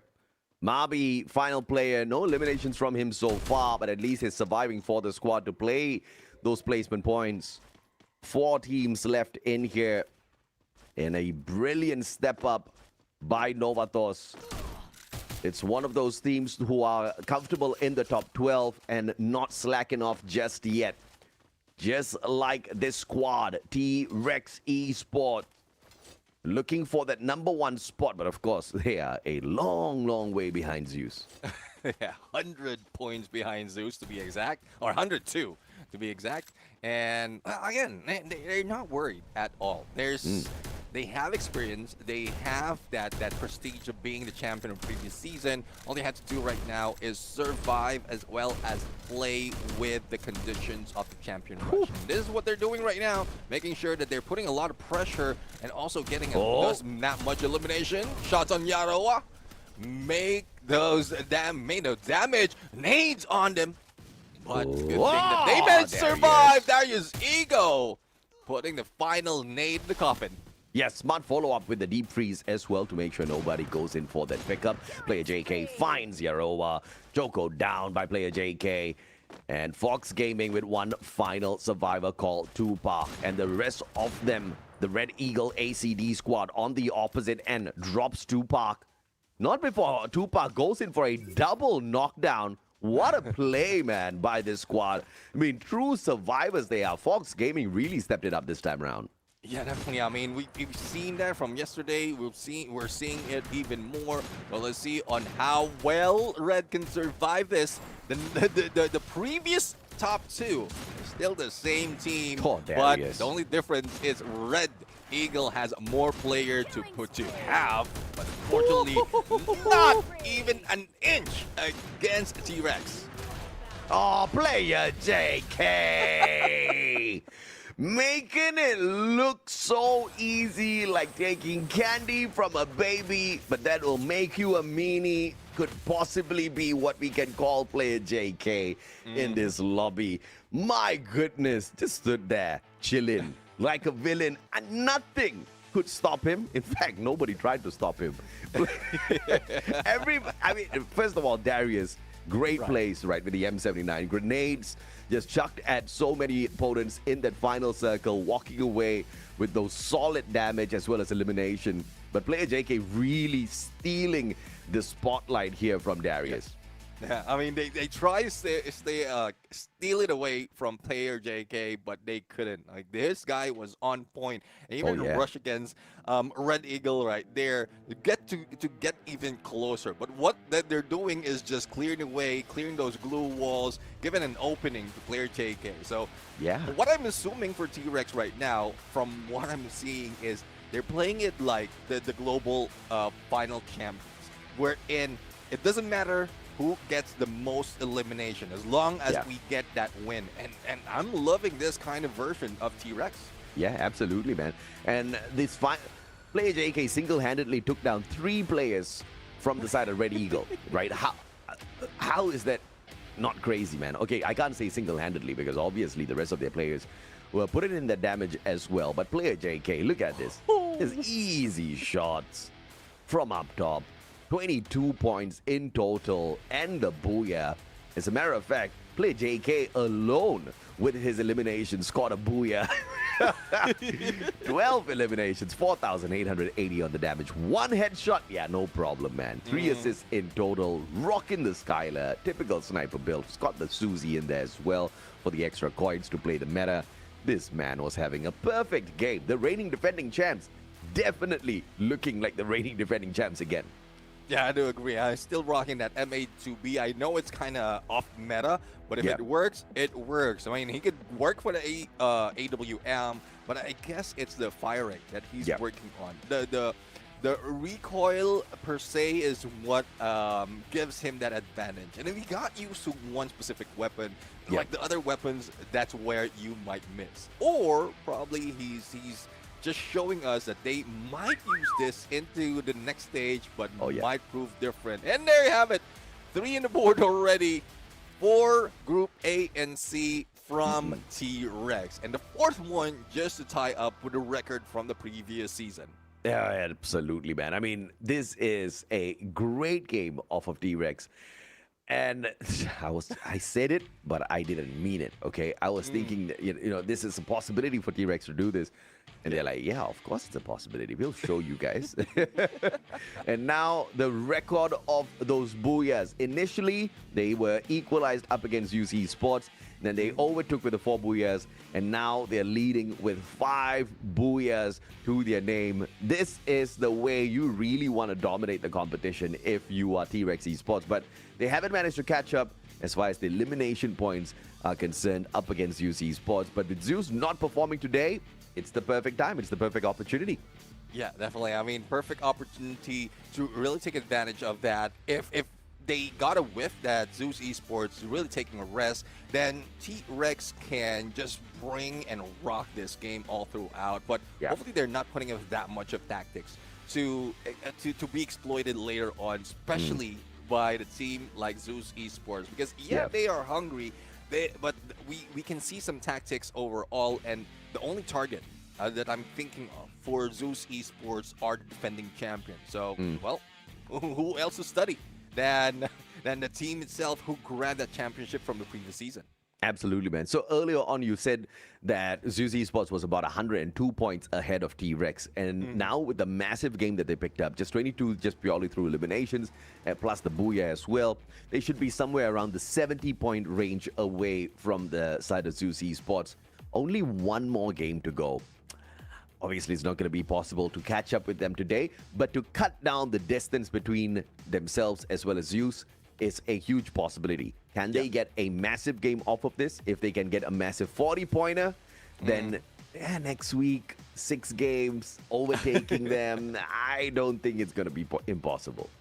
Yeah, I do agree. That's one thing for T-Rex now that's really preventing them in moving up that closer to Zeus Esports because they are part of the same group. If it would be otherwise, then that's when they can take advantage of that. But in terms of booyahs, they can bring it on. 5 booyahs already out of like 2 weeks of play. And it's not, the day's not yet over. We still have one more to go, and they might bring it to 6. Absolutely, man. And of course, that will put us at a situation where we can potentially look at T-Rex as the reigning defending strong champs and Zeus Esports as a super strong contender. But again, they are not the only teams capable of activating Champion Rush and running away with it. Rosario Central is here. 5 stars have not been in action today just yet. The clash between groups B and D will bring them back into action.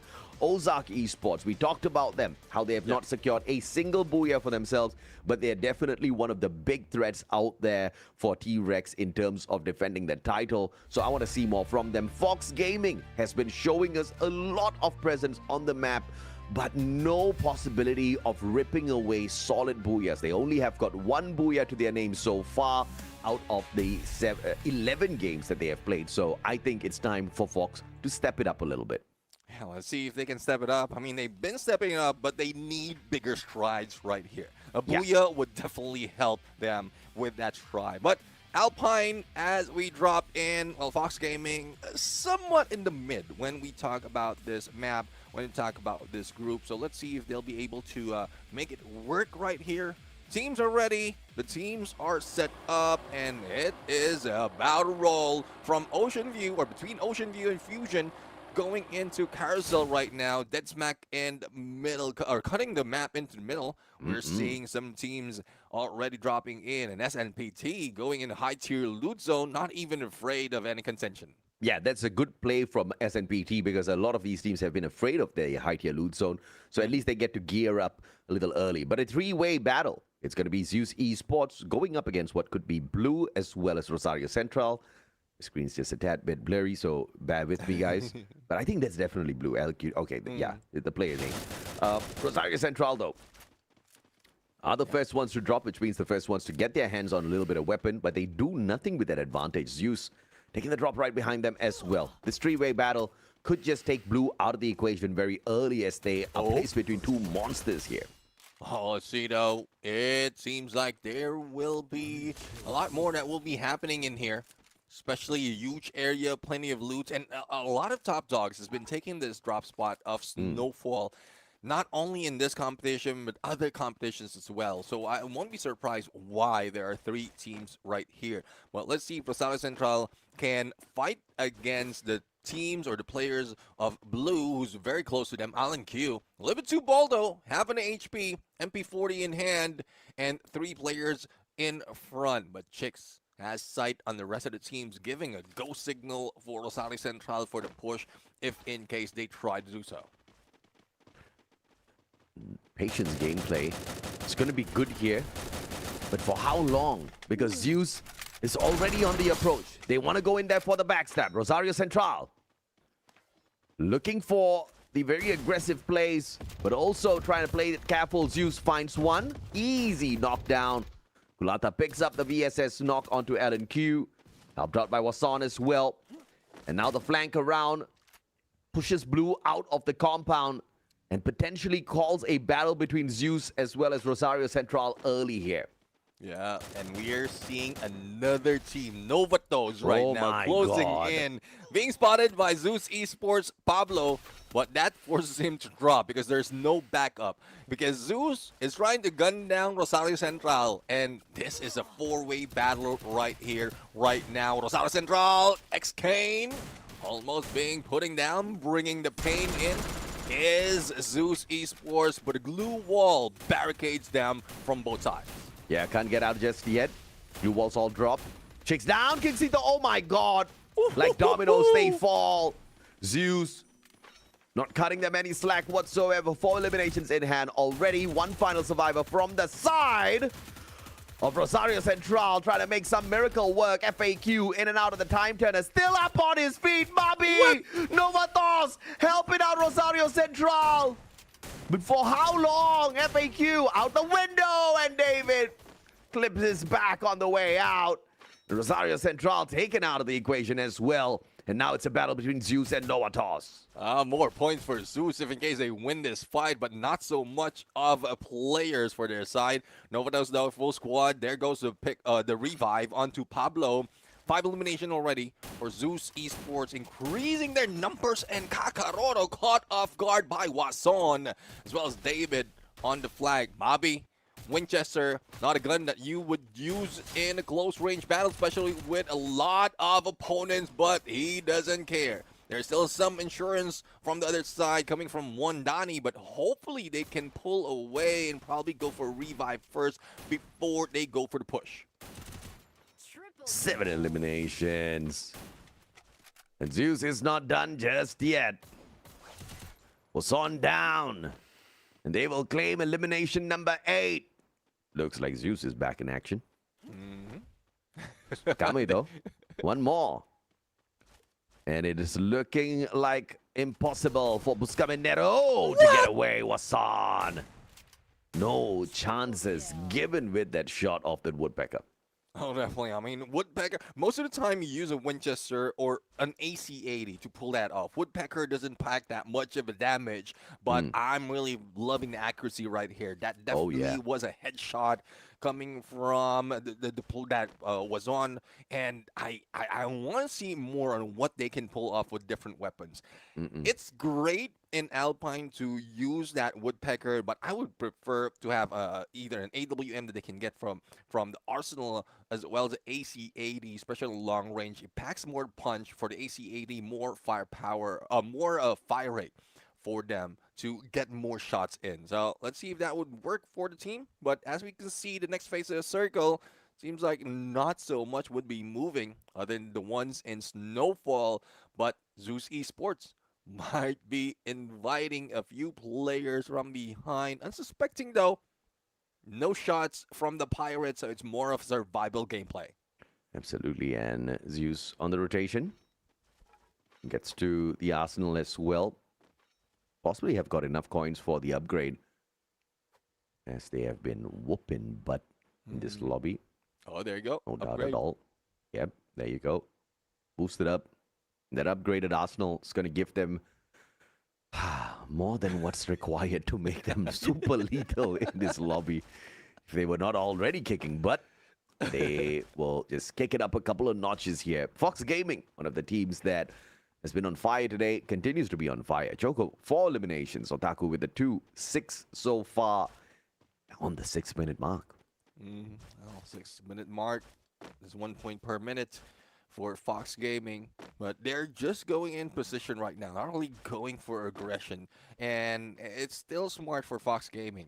We want to see them really rack up the points, but they know what they need to do. Just do enough to get into the top 18 or even the top 12 if needed, then that's when they make it work later on in the grand final. SNPD though, a little bit too aggressive in the early part.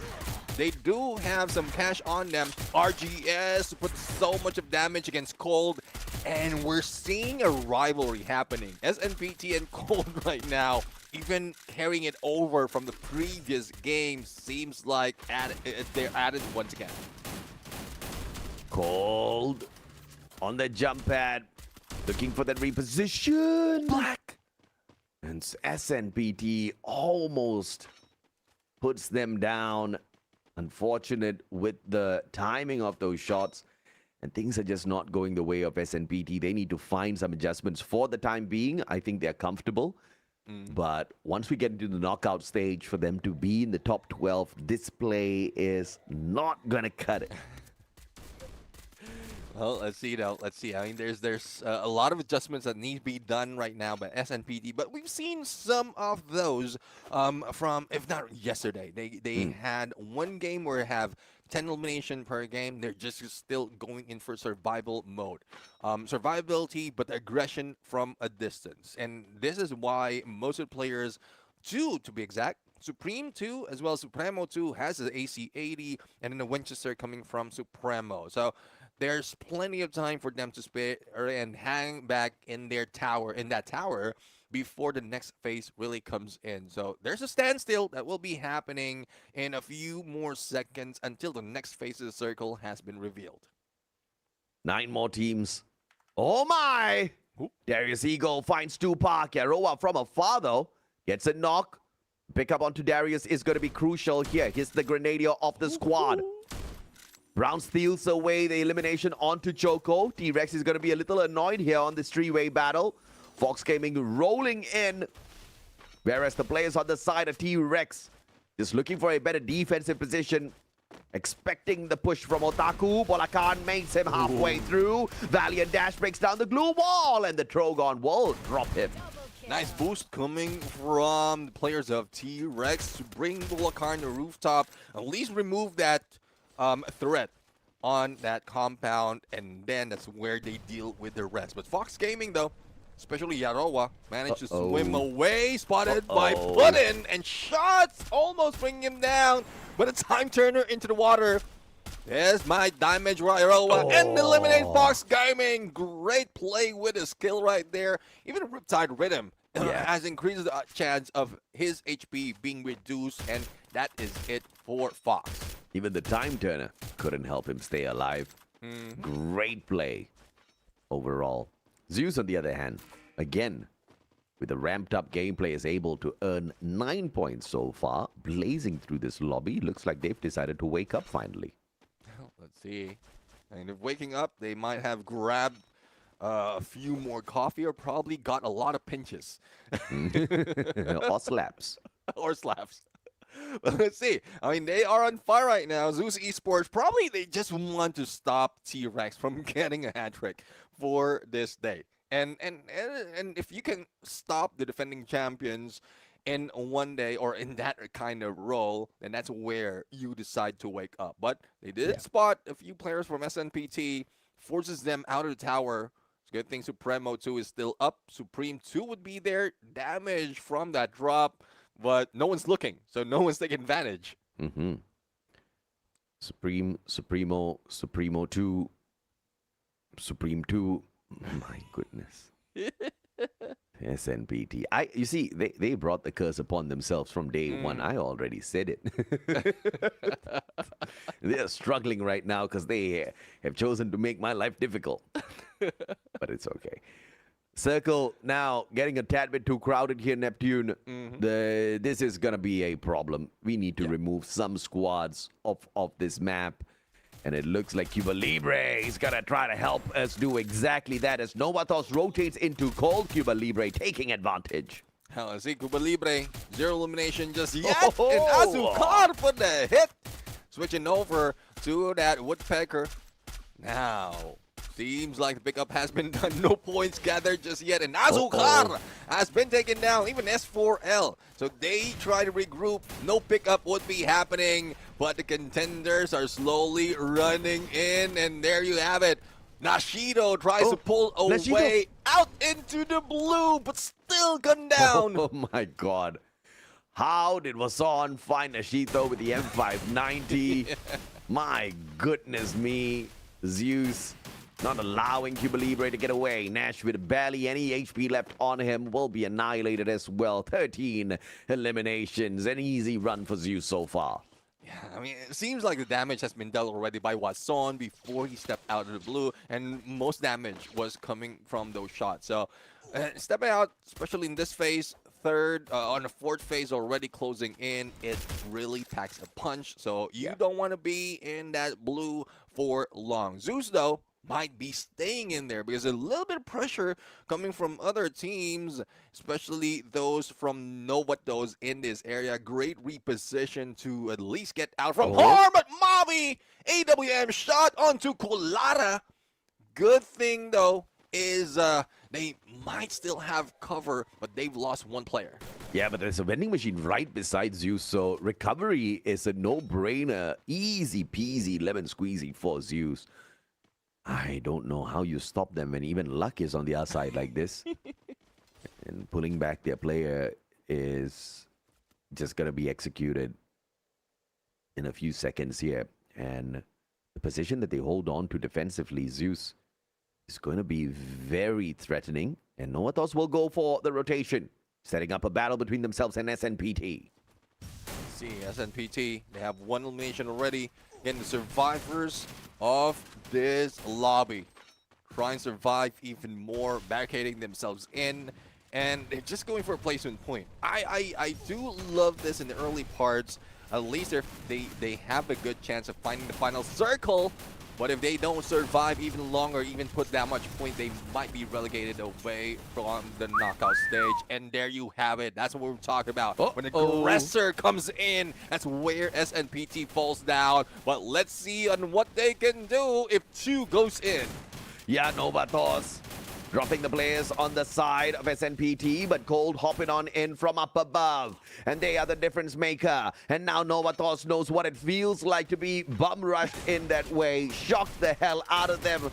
Question is, can they recover? So far, not just yet. David will be annihilated as well as Zeus falls in the 7th place, picking up decent number of elimination points, but could not hustle all the way to the end to a booyah. But T-Rex still alive and kicking. Could we see a triple? Could we see a back-to-back from the reigning defending champions here, Nep? Let's see though. Pirates surviving, but not for long. There goes the glue wall down, and Pirates would be eliminated by Cold. After those multiple engagement, finally SNPT would be eliminated, and now it goes down to Cold and Novatos in this specific area before they head into the next phase. But River in front of them, Launchpad might save them, but where will they be going? Because we know for a fact that there's still T-Rex alive and kicking! And there goes the trip mine, bringing Brown down.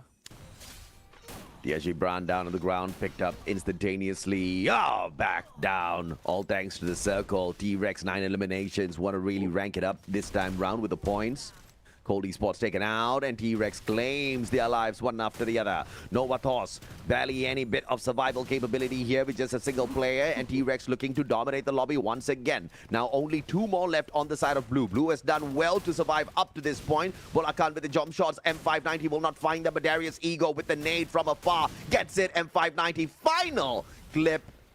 And T-Rex pulls the triple, dominating the opener of day number 4 here at our group stage. Oh, definitely. I mean, 3 back-to-back booyah, making it too easy for defending champions to get that 6. And I'm really loving how T-Rex has woken up. Yeah, they just they just let Zeus Esports take the lead from last week.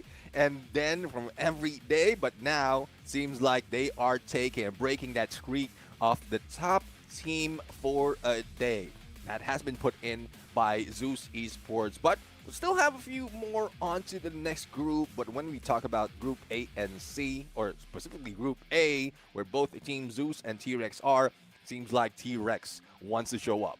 In fact, this is not the first time T-Rex is doing this. Even in the previous competition, they warmed up only in the second half. And if that's the case, this is trouble for every other squad out there who's looking to rip away the championship from T-Rex Esports. But Zeus Esports didn't do all that too bad in this round. They did manage to get towards that final circle. Massive number of eliminations on their side. But of course, because there were so many teams still surviving towards that end circle, placement point-wise, they don't walk away with too many. Yeah, I mean, it's difficult, especially in this kind of situation. Everyone's getting comfortable in survivability, in bringing their teammates back, as well as getting in better position overall. Compared to what we've seen, how scrappy it is from previous week, nowadays, in spite of how strong the teams are, that's where they plan even better. But we'll have to see, though, because there's still one more week for this group. This ends it for Group A and C. Yeah. For this week, and let's see on how they're going to work it out for the next. Bulacan right here.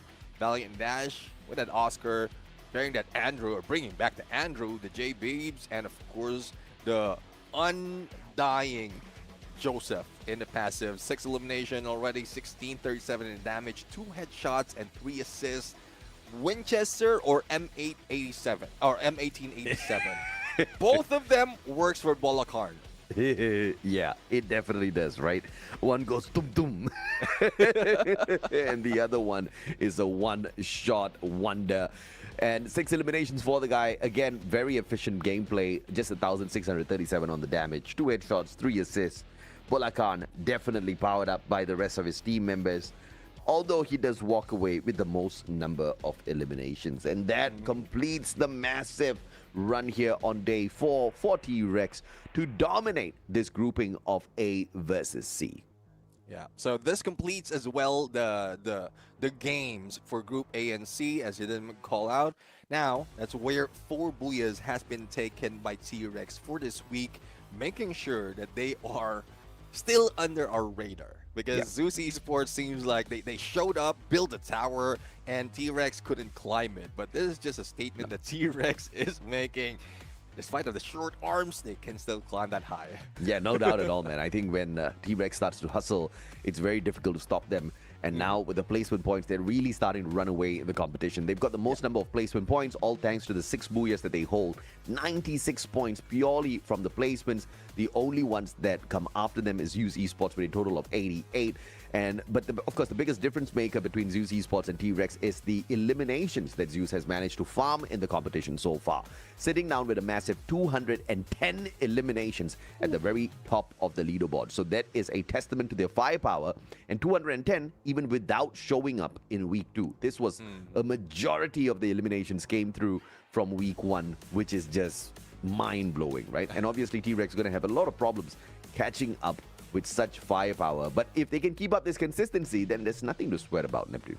Right, definitely. I mean, it's more of consistency-wise as well as preparing yourself for the grand final, for the champion rush condition. That's what T-Rex has been working on, and also what we are calling the other teams out. So let's see if that's something they can do right then for the next week. Right now, we just ended A and C's 3-match. We're going to go in for the remaining 3 matches.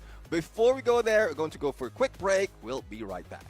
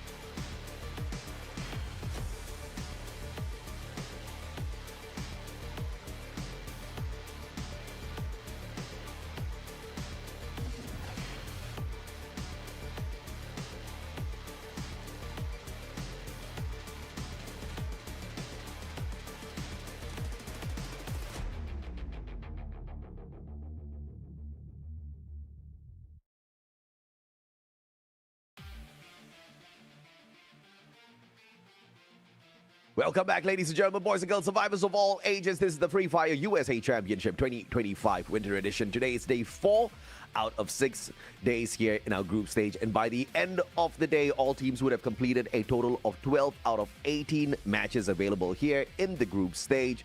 Only the top 18 teams can make it on into the knockout stage, but we've got one more week of play, which means 6 games next week. So this is not the end just yet. We just saw the end of groups A and C. Now groups B and D jump into the fray. My name is AJ. I'm the Mustache Show, down here with the one and only Neptune the Gentleman Garcia. We are your casters that are going to be rocking the rest of this broadcast all the way down to the end. Neptune, how are you feeling about some of these teams in B and D? Well, really looking forward to how they're going to play right now. None of the top dogs will be in this group, so it would be much easier for them. Yes. Hopefully some that hasn't grabbed Puya just yet will be able to find their way to the final circle. But if not, and also they're part of top 18, it doesn't matter. For those who needs catching up, specifically PvP, Flex as well as Chicago team, there's a lot of work that needs to be done. Yeah, I think you've brought up a fantastic point. The monsters are not here, which means when the monster is not out, when the predator is not out, some of the prey can go out to play, right? Yeah. They can go out there, they can pick up some decent points, because when the lobby sweepers are in here, it's very difficult to go. You might just end up being the prey if you think you can go out there hunting for some points, right? So great opportunity and fantastic, because they've got 3 games to get this done. Yesterday, we did see a couple of teams use that opportunity to really step it up in this battle between B and D. And yes, we're looking at some of the teams at the top, but you rightfully pointed out, we need to look at the teams who are down at the bottom. You pointed out the ones who are in the bottom 6. I also want to look at some of the teams who are in the top 18, but close towards the bottom, right? These are teams like E7, teams like Los Cubanos, Galaxy Gaming. We saw great things from them yesterday. We need to see more of that today. Again, next week will be the final week, which means the final 6 games here in the group stage, by the end of which, if you're not in the top 18, you are going to get cut from the competition. And that's why we're pointing out the struggle and the hustle that needs to be done by those at the bottom, because it's getting close to the end. Yes, there's still leeway. There's still more chances, because this is the beginning of that second half for the group stage. But hopefully they take advantage of that. Otherwise, they will be at a loss, especially for some teams. Like Chicago team, most instances they go out with 0 points. 0 elimination, first to be taken out. And it seems like the prize pool will be far away from them. Even the knockout stage will be far away from them if they continue on. But going into prize pool, the champions will be grabbing $10,000 US. But a good story though is once you hit that grand finals, even if you're in 12th place, you still get 1,000 USD. Yeah, absolutely, man. And I think you are totally correct. Chicago team is far away even from that 1,000 USD down at the bottom, right?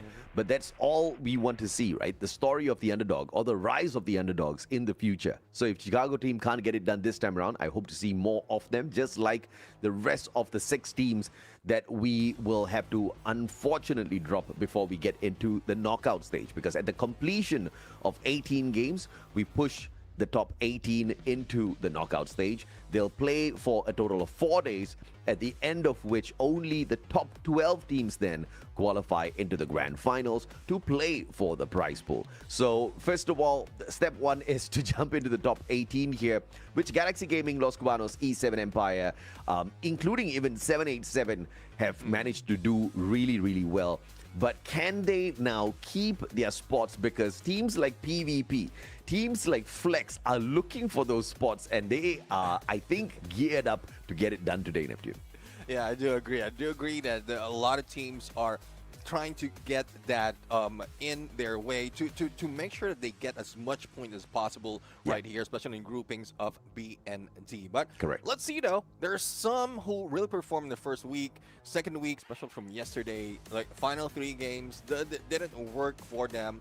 I don't know if it's the maps. They started off with Kalahari, Purgatory, and Alpine from yesterday, and that's where we ended the day for A and C earlier. So I want to see more improvement coming from team. They're getting into more comfortable map like Bermuda, Solara, and Nextera, but there's still a lot of scripts that need to be flipped, that can be flipped overall, especially when they jump into that second game.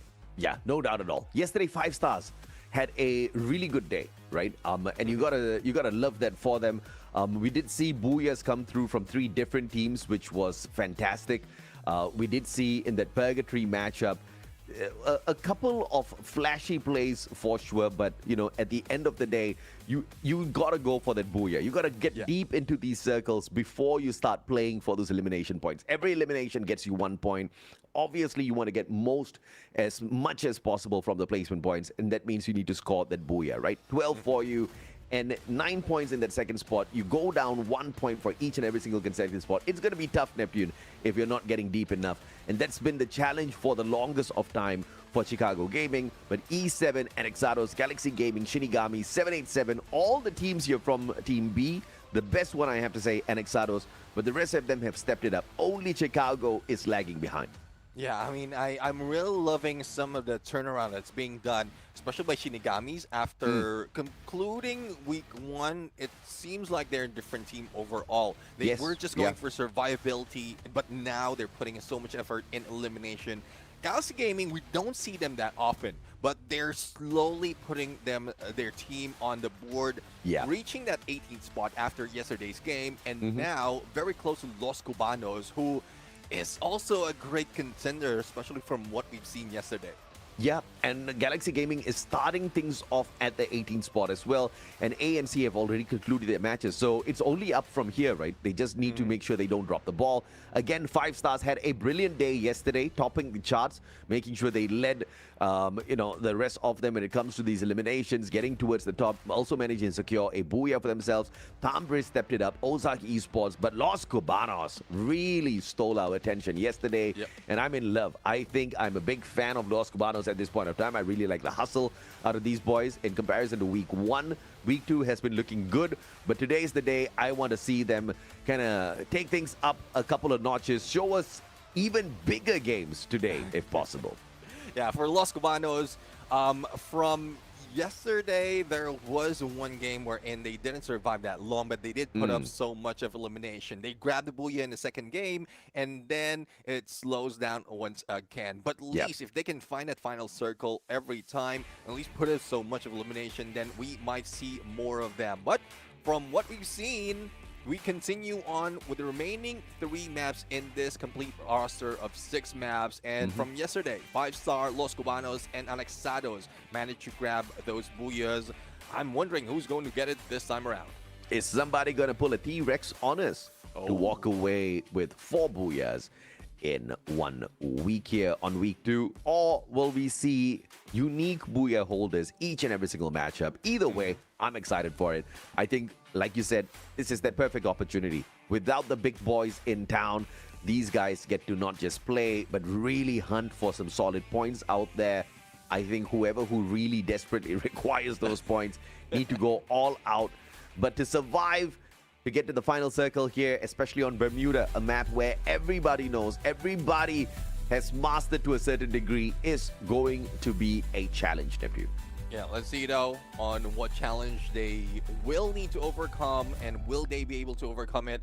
Because Bermuda right now, the OG map for Free Fire is here. Teams are ready or setting up right now, and in a bit we're going to see who's going to start off on a hot drop, or probably a safer play. We know how Bermuda turns the battlefield, despite of how heated it is, into a slowdown. A lot of teams are familiar with this map, and the rotation is also very over familiar by the teams itself. I'm hearing the flight already reeling in, and from the north to the south, the teams go. Early drops already happening from 3 teams. Early drops, but obviously we only want to look at those hot drops. Hot action early on. That's what FFUSC is all about, and the hunting, when it begins early for some of these monsters, it just does not stop throughout the whole lobby. But this is a big one. Los Cubanos, 5 stars, hot drop, Neptune. It cannot get better than this. Oh, definitely. I mean, I want to see who's going to win Hanger at this point. And let's see. They started off splitting up 3 versus 3. 11 insurance policy from both teams. Yeah. And as we look at we have, well, they did pull away. Though they do have Dabadoo from the farther side, but the only risk is there's also a few teams on that area. But 5-star Dior, there's a weapon on him, but he's not pulling it out. Probably a VSS and a VSK, rather. Now, Mini Uzi and the back up. Here comes the push. There goes a Rebel Rush, but no hit just yet. Kane would be in pain and might be taken down. Oh, nicely done. Jumps on down, but unfortunately for Kane, that was the wrong option. He already got one player down quite well, but just could not go for the finisher. Panicked in that situation as he got rushed by two players, 2v1. If he had blocked off that second room, he had enough glue walls, perhaps could have bought himself a little bit more time. Chose the exit through the window and bumped into the third player who came in. And you have to look at that as a patience gameplay. Played really, really well, right? Because they waited for the numbers first instead of going in there for that 1v1 carelessly. And communication was on point for that moment. Now, Alexados, well, we're seeing a 1v1. Gino King. Oh, my. No, you can't miss that. You can't miss that. Yeah. Bro, hey, they're still going at it. You cannot miss that. My goodness me.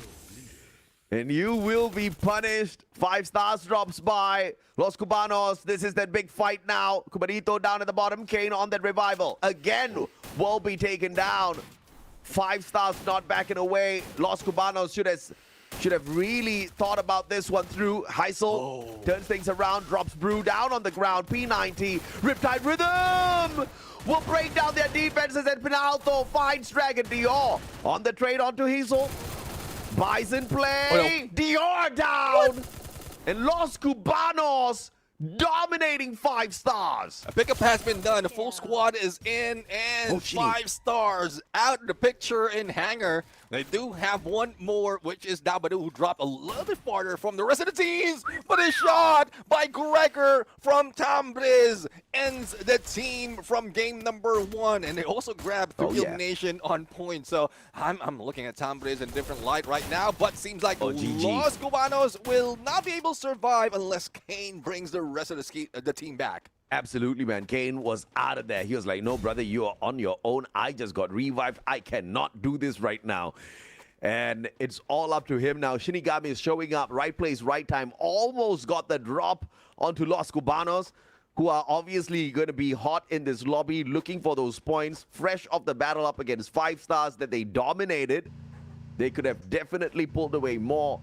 But now with Shinigamis hurting them early, perhaps that will give Shinigamis themselves those opportunities to pick up those points. Shinigami is comfortable in the top 18, currently sitting in the 13th spot, Neptune, looking for a comfortable 12th instead.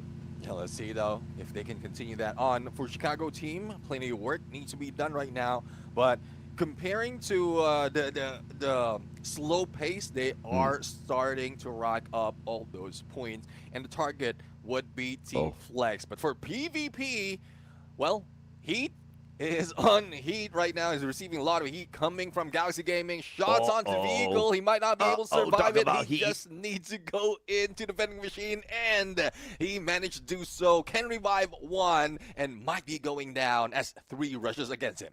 Yeah, Heat's feeling the heat right now. 3 players on the flank. At least he brought back Elgang. Gets the first connection. Second connection. Heat gets the knock onto Chinon, but Goigoi turns things around instantaneously with the Mag 7. But great attempt. Found 2 shots, both shots 100% meeting their targets. One even got the knock. But obviously the game of numbers turning on him. It was like watching a segment on WWE there. All of a sudden, you know, the backup comes through. Manager kicks his face as well. No announcement at all. They got shocked in there. You can see the shock in their face. Well, let's see. Alexanos, well, being shocked and awed by Shinigamis. It's a 3v3 battle because they've lost one of the players, which was a Poco MVP. Gathering all the coins, revive is bound to happen. But Galaxy on the other side, seeing some of the players that they can take down. There goes damage onto MVP. He managed to get away, and backup is here. Say 1v4 with a max 7, and only Seaball Han would be the only player remaining. Pulse away, but Hitless is still on him. But can he bring the rest of the teams back? Yeah, let's see if or not he can pull that off. As Chicago team sits at the top. Is this the fight that we were looking for? Woo. Is this the comeback? Chicago team might actually make it this season itself. Maybe they don't want to wait for the next season, man. I mean, we were already counting them out. Come on, Chicago team, show us what you can do. Of course, it's going to be a long, long journey to jump into the top 18 for Chicago team. 46 points away from Galaxy Gaming that's currently in the 18th spot. Chicago team needs a massive game, and I think they can do it, man. They've got 3 matches to get it done. If they can keep this pacing up, Neptune, maybe today is the day we all get a shock. Yeah, it seems like they have found a target to increase the numbers that they have, bringing it to 6. But it seems like they're hesitating. Oh my. Even if, say, 1v4 drops off from the zip line, probably shot by Snow as he goes in onto that way. But that's one thing that we are seeing from Chicago team. They're hesitant in some of their rushes, wherein they are full squad. They can take advantage. But not only that, here comes Galaxy. And probably this is the threat. One reason why they pull away, because they saw a whole team of Galaxy Gaming rushing in. Yeah, I think Jose 1v4 was going to go back there for an extra point. But unfortunately for them, Galaxy Gaming is driving straight towards them. So that could just be disastrous for them in a little bit. But on the other side, Anexados meeting Los Cubanos. Los Cubanos lost 2 players to them already. Anexados playing this really well. Will find that final elimination. But Los Cubanos, one final survivor. Still keeping them in this game. 787 on the other hand will find a couple of players as prey. And it looks like Jeff will keep the Empire up. Let's see if they can keep the Empire up. Probably it will crumble. Especially 787 already grabbing 4 elimination. White behind a glue wall. Beliro slowly creeping in. But I don't think Minor will wait for that moment. Even full squad, they are cautious. They will not be risking their spot to get most of it in the placement, if not in that booyah. But unfortunately, Flex has been eliminated following 5-star with only 2 points to their name. Unfortunate. Flex, not a lot in this game, just like 5 stars. Both these teams do not get any placement points, so they only claim 2 points off of their first opportunity out of 3. 787 backing away, allowing E7 to play this recovery. Tambriz, on the other hand, will find one easy one as Los Cubanos goes on that recovery mode, looking for those revivals, but continuously snuffed out again and again in this game, down to the 9th minute, and still on that recovery mode for Los Cubanos. Yeah, only one remains that needs to be revived, but the team's already setting up. Now, Tambriz right now getting into the next phase. Hopefully they drop into a safer spot. A little bit in too deep in the next phase of the circle, but it doesn't matter. No one is in play in this area, and they can just bide their time right now and get an opportunity for later. Getting close to peak, but we didn't see that much of peak happening. It's more of the outer part of the zone that a lot of teams are fighting. And speaking of fight, there might be some fight in Cape Town, as we are seeing Galaxy Gaming already heading in, taking the southern part of the area. Also a fight on the south part of Kotatua, wherein only a few players are remaining, but a revive is also happening in Sentosa. Easy takedown here. E7 just picking up a couple of points on the way in. Squeezing themselves in towards the very edge of the circle. Avoiding engagement with Shinigamis as PvP hits a triple revive. Full squad brought back in. I'm curious on whether or not that was a revival platform that was used or full-on vending machine. So if I'm mistaken, the PvP player was the one in Sentosa going in for a rival platform before the blue closes in. So like 3 full on, but unfortunately the drop is not that good. Man. He'd been hit by Gui Bot, and 2 more teams will be waiting for them. This is another team, Gui and Gui Bot. It's okay. I forgive you. Gui hops on in. Jose 1v4. Marcos is in the house as well. As a Santino. He's just clone out there. Shinon. Great blue wall. MVP from up top. Looking for a cheeky shot. Chicago team getting involved in this battle. Putting that pressure onto Galaxy. And that will give the team right below Los Cubanos a little bit of an extra chance to survive. Oh, let's see.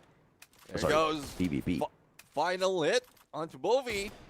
Riptide Rhythm. And Gui is the one to finish him off with the help of Chicago team. But Marcos right now on a rush. MP40 for the backstab. And there goes Galaxy for a revive as well as a takedown. It seems like Galaxy Gaming is not making it easy for this team. Man went in there for the rush and did not fully commit. That was unfortunate. There was an opportunity that I don't think he expected to see another player. He thought it was over. It's like, I'm going to probably emote on you now. And then got fired upon. Galaxy Gaming, instant recovery. Like you said, gets the knock, gets the pickup, continues their run in. And Los Cubanos, on the other hand, has got 7-8-7 that they want to gatekeep and keep out of the circle. Damage from the blue plus Los Cubanos shooting them from the front. I'm not liking the position of 787. And Chinon takes a shot at 787 first. Galaxy Gaming starting things off, and 787 has no choice but to engage. Oh, it seems like they are engaging the wrong team. Damage has been received not only from blue, but also from 787. And this increases the odds of them being eliminated. My and there God. you go. 787 with 7. And they're still a full squad. And they haven't even touched Los Cubanos just yet. But another team will be dropping in on that same spot. So this is the opportunity that 787 has been waiting for. Absolutely. 787 maybe can make something work off of this chaos. But nothing on them just yet. It looks like it was a tower drop, so the rest of Los Cubanos are not going to be disturbed from the back. And it's a fair 4v4. Pinalto gets caught out by Kima. AC-80 up close and personal. Kima's on fire. Seisel caught out as well. Kubanito with the M590 will spot out OTC. And P90 sprays through a small little crack in the door. Gives him the knock. Kane all alone. Los Cubanos, they drop the ball big time on this map. Drop the ball, try to guard the vending machine, but it is being let go. Kane right now, well, there's a lot of pain that has been brought in for Los Cubanos and the team, but he does have advantage of the high ground. Now, here comes E7 to the rescue. Oh, and nice. I don't think that was intentional for Los Cubanos, but at least it would leave them alive. Shinigami's being taken down, and E7 still on the roll, dealing with those on the outside as they wait for the ones already in the compound. My God, a last-minute revival. Jose 1v4 will sacrifice himself to bring his buddies back, but how can they survive? Oh, no. They do not. They just become bonus points out here as we approach the final circle. Let's see though. Final circle, 5 teams remain. Minor getting away from that grueling fight, that surprise hit, and he was able to take down Kane as well, eliminate this quad. Now Chicago team will be taken out as MVP is the final player. Now Minor right now jumps in, try to heals in, but there goes wide for the backstab, not even giving a few seconds for that top up. My goodness me. Without the monsters, this one looks a little messy, doesn't it? Ambris, 6 eliminations in hand already. Good time, Turner, preventing Nick from getting that elimination, and he steps up straight into the time Turner to get the job done. Misses that opportunity, and now a 2v1. Great jump shot finds Chino King, finds the tag up onto yet another player. Fucking go dropped as well. Nick on fire.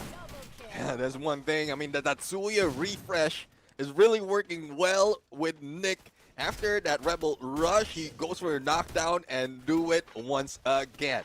And let's see, E7 full squad white already on the ground. Tambris doing it once again. They do have 2 Booyahs already to their name. This might be the 3rd. Unless E7 makes a miracle. But it seems quite long. Even Jeff HDP will not be able to make this work. And it's a 1v2 situation. Gregor up close and personal with a Winchester. And it was the nade that ends him. My goodness me.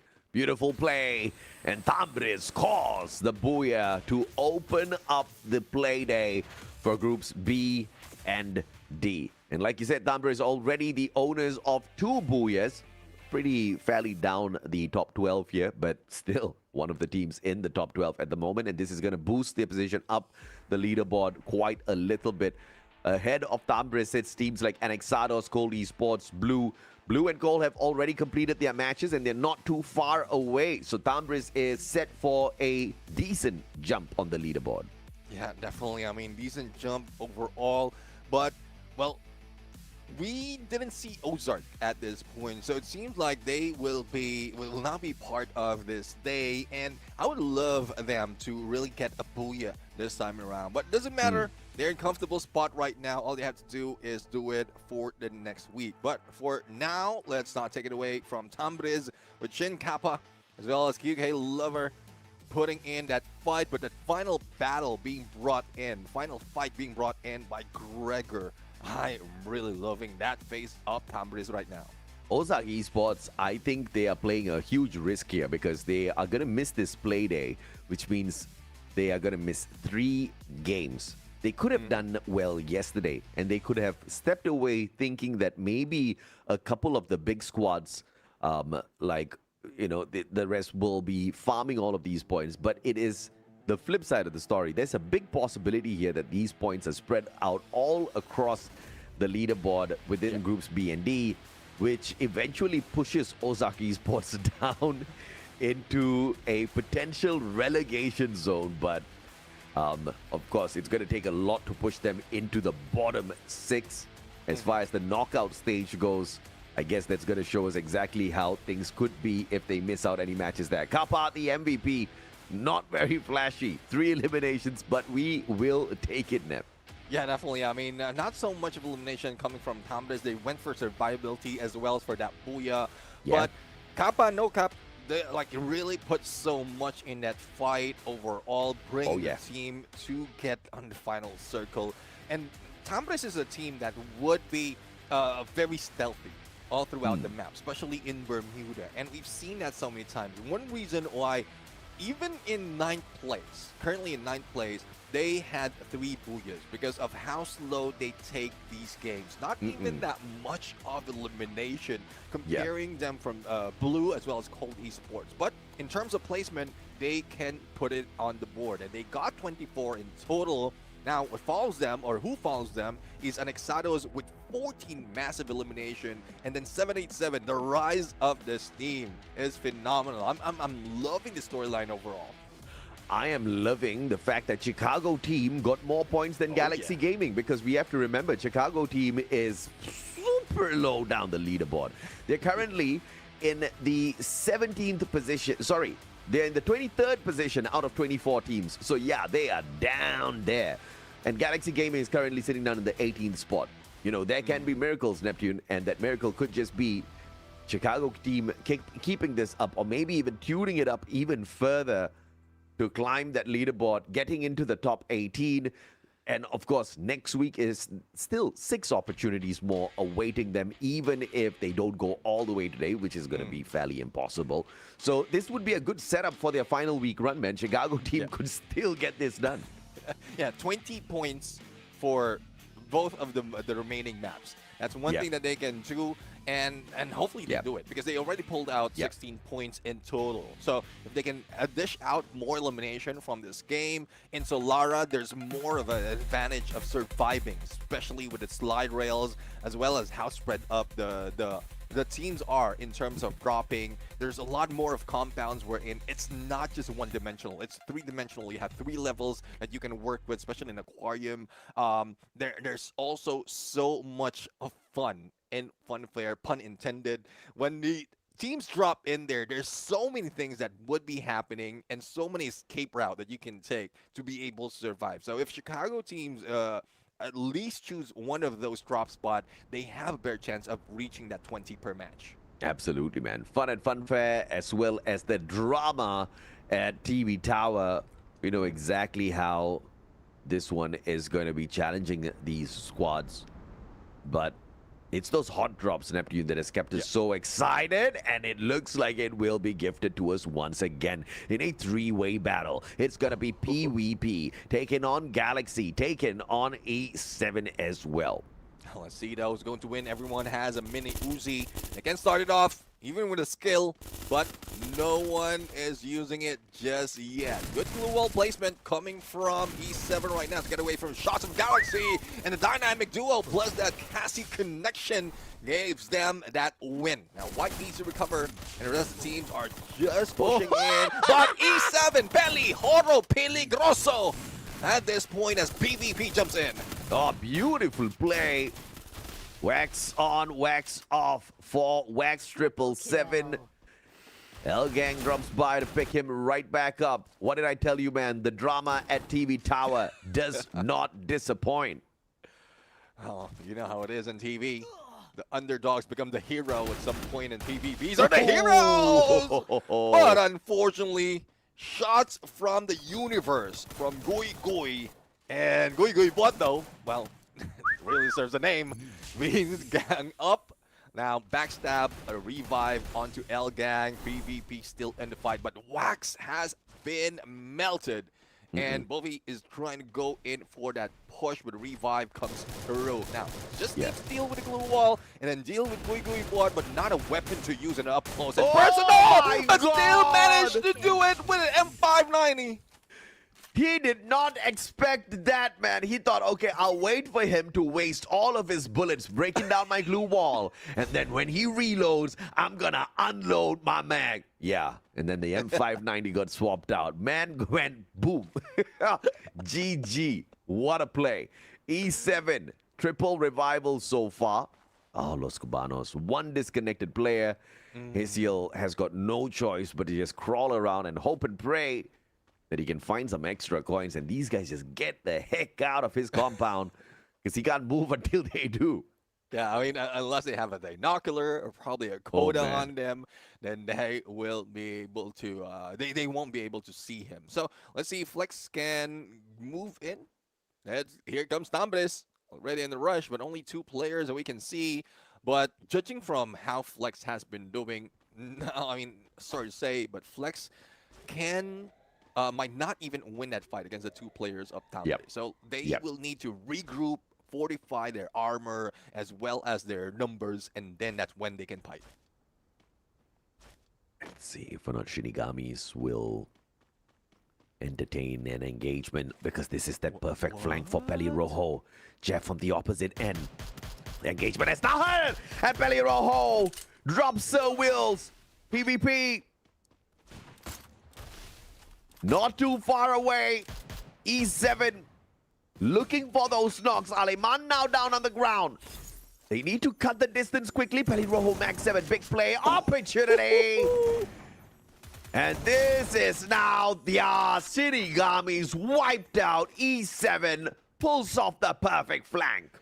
Death Gods meet their demise, and E7 Empire, well, you don't call them Empire without a better tactic, and that is the best tactic overall. I was expecting Pelirrojo was just going solo, but he's the rusher that couldn't let it go. He gives that signal, especially after spotting Shinigami, and the rest of the gang just flanks and position themselves for that accurate hit. Now, on the other side, we have 787 already in the push. Wax has been eliminated, and Wax has received a lot of fights, especially in TV Tower, when they drop in against 2 teams. With PvP, I believe they're not out just yet, but we're still seeing that fight in TV Tower is not yet over, and only 2 teams remain. spite of the 4 elimination of Bovi, this might be it for PvP. And they're not done just yet, right? Because TV Tower, especially because it's the high tier loot zone, even without the high tier loot zone, you get a lot of coins here, you get a lot of loot here, you've got the vending machine here. It's a hot spot, man. Yeah. With it being the high tier loot zone, you've got good stuff. Look at these teams just farm each other, refusing to give up the high tier loot zone, which is well in the next defensive zone as well. So you don't really have to do much. You keep dropping back in here, win out your gunfights. But it's a toss of a coin, 50-50. Wax down on the ground again, but PvP picking up their 10th confirmed elimination. 10 elimination, 5 minutes in TV Tower without even stepping out from compound, and they are farming for points. E7 is doing the same thing as they've seen 5-star drop in to Riders Club. And let's see if the 3 players from 5-star might be able to fight back against the team of E7 Empire. They do have the vision, they do have position, but the only question is, will they take advantage as 9 has already moved in onto the other side? Tactics overall on isolating each and every player is being on point for E7. Electrotherapy connected. Pelirojo has got the Zane. Ready for action. 1v10, no problem. Pelirojo. AC, one more needed. Oh, 9. Let's get the connection. And E7 goes in for the rush, not thinking much about this at all. 5 stars about to be in a little bit of trouble. No thought, all instincts from E7 and 5 stars. Dior not be smelling that good. Let's see if they'll be able to go in this shot. Bro, though, still in the backup, still in the pull away, but the Blues closing in, it's starting to hurt them or probably lose out on their resources, so they need to move to the other side. Launchpad is available so they can get into the next phase, but the split up right now, so a few in the launchpad, a few in the vehicle. Great play overall, just to make sure that they have all bases covered, and if in case needed for an exit, they do have a plan. Chicago team is still very silent in this game, and some might not like that. I love that. Focus on your looting progress first. Get ready for those battles. Get deeper into these circles. Just guarantee yourself a little bit of a better position on the overall leaderboard, and probably even sneak away a booyah. We'll have to check out exactly what their maneuver is. Chicago team into this circle. It's going to be quite challenging for them because you look at 5 stars and Galaxy with a potential to come across them as they sneak in towards that next zone. Let's see, though, if they can sneak in. But right now, we're seeing Anexados, who was eliminated by Shinigamis, and then Shinigamis who was taken down by E7 Empire. So 2 out already out of the 11 teams that jumped into the lobby, but there's still plenty of work that needs to be done. Galaxy Gaming, I would say there's spread too thin right now, even outside of the blue. So hopefully they can regroup and then make their way into the next phase of the safe zone, continue their looting, and that's where they can go for standstill. If an exit that is needed, there's plenty of slide rails that they can get into to move in and out of a comfortable position. But right now, seems like it's a little bit risky staying out of the blue and probably might be gate capped later on. E7 Empire, obviously one of those teams that are looking to guarantee their qualifier into the knockout stage because they are not out of the deep end just yet. They're currently sitting down in the 16th spot, which is not too far away from getting kicked out of the top 18. So obviously this is going to be a crucial match for them. Teams who are chasing E7 Empire are Los Cubanos, Galaxy Gaming, PvP, as well as Flex. Although, of course, Flex is very far away from them. I mean, well, the chase will not be that far for E7 Empire. If I'm mistaken, they only need 16 points in total, and they still have 2 games to play to at least overtake Shinigamis. But Shinigamis, well, they're not in play anymore. So let's see if they will be able to put up that fight on that 3rd game. But as we look into Tambres right now, getting in position, eyes on them, but the trigger discipline to make sure that they will not be caught off guard, or probably a backstab from a third party might not happen. So, Tambres, one of the Buya, they need to be careful, cautious, be precise, because there's a lot of contenders that is hungrier than them. Absolutely, man. And I think you're absolutely right as well about the fact that E7 doesn't really need much. They should be in the top 12 by the time we end this day, if they can keep this up. Ambres, on the other hand, a team that's already in the top 12. Los Cubanos. Unfortunate. This was just not their game. One player disconnected and got into an engagement way too early. The final survivor just unable to pick up enough coins for the rest of the team members. Yeah, I mean, Los Cubanos already made that much to be able to get into the 17th place, but there's still a lot of fight that is happening in the middle part, or if not the bottom part of our leaderboard. But again, there's a little bit slowdown right now, a little bit slower than Bermuda, and probably they're just cautious. They don't want to be eliminated too early. Tambres, though, sees Flex, and there goes the shot. Not even given a Flots a chance to get away. Two more players hiding in behind a tree, and Ale might be singing that song in a bit, but who goes against them? It is Galaxy. And there goes Gugu, but being taken down with a Winchester by Kappa. Oh, this is the opportunity for Tambres to take out a big contender in Galaxy Gaming. Tambres knows Galaxy is struggling to stay in the top 18. Galaxy is literally in the very final spot that you can sit in to qualify to the knockout stage, in the 18th spot. Tambres could just be the key to end their run here, allowing teams like PvP and Flex to catch up with Galaxy, allowing Los Cubanos to take the L with a smile on their face because Galaxy won't be overtaking them. Big fights here. Well, let's see, though. I mean, talk about PvP.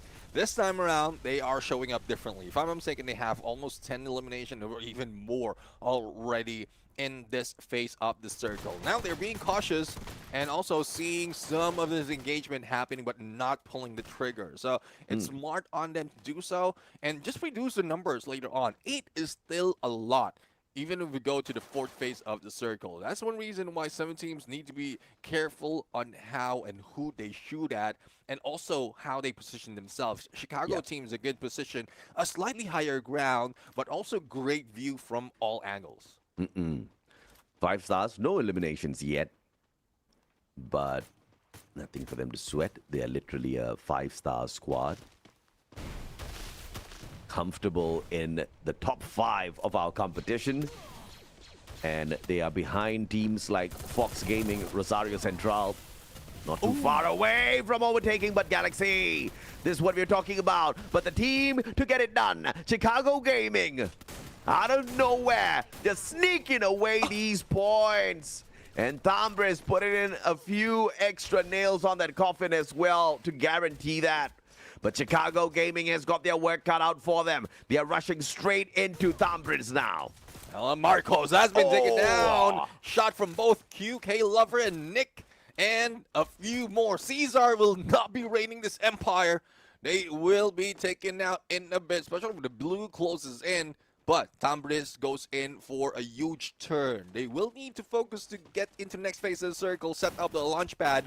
But where will they go? Not so much of compound to work with. But speaking of Empire, E7 being taken down. And it is the Yor from 5-star who managed to do it. This is now open for the pick-in. Chicago getting deep into the circle. I told you I was happy with what I was seeing earlier on Neptune. But I can tell you now, I'm a little bit happier. But what can they do with what looks like their lone survivor out there on the map? 787, high ground. What a spot on the battlefield. And they also get the advantage of the next zone as well. Well, let's see, though. Kima is already in front of 5-star. Though they don't know who they're facing against. This might be a threat that they don't want to deal with at this level in time. Yes, they put up so much of numbers already, but they would want to continue. But there goes a shot from OTC to Dior, and might be able to end it. Dragon also received a lot of those damage, and the shot in between that.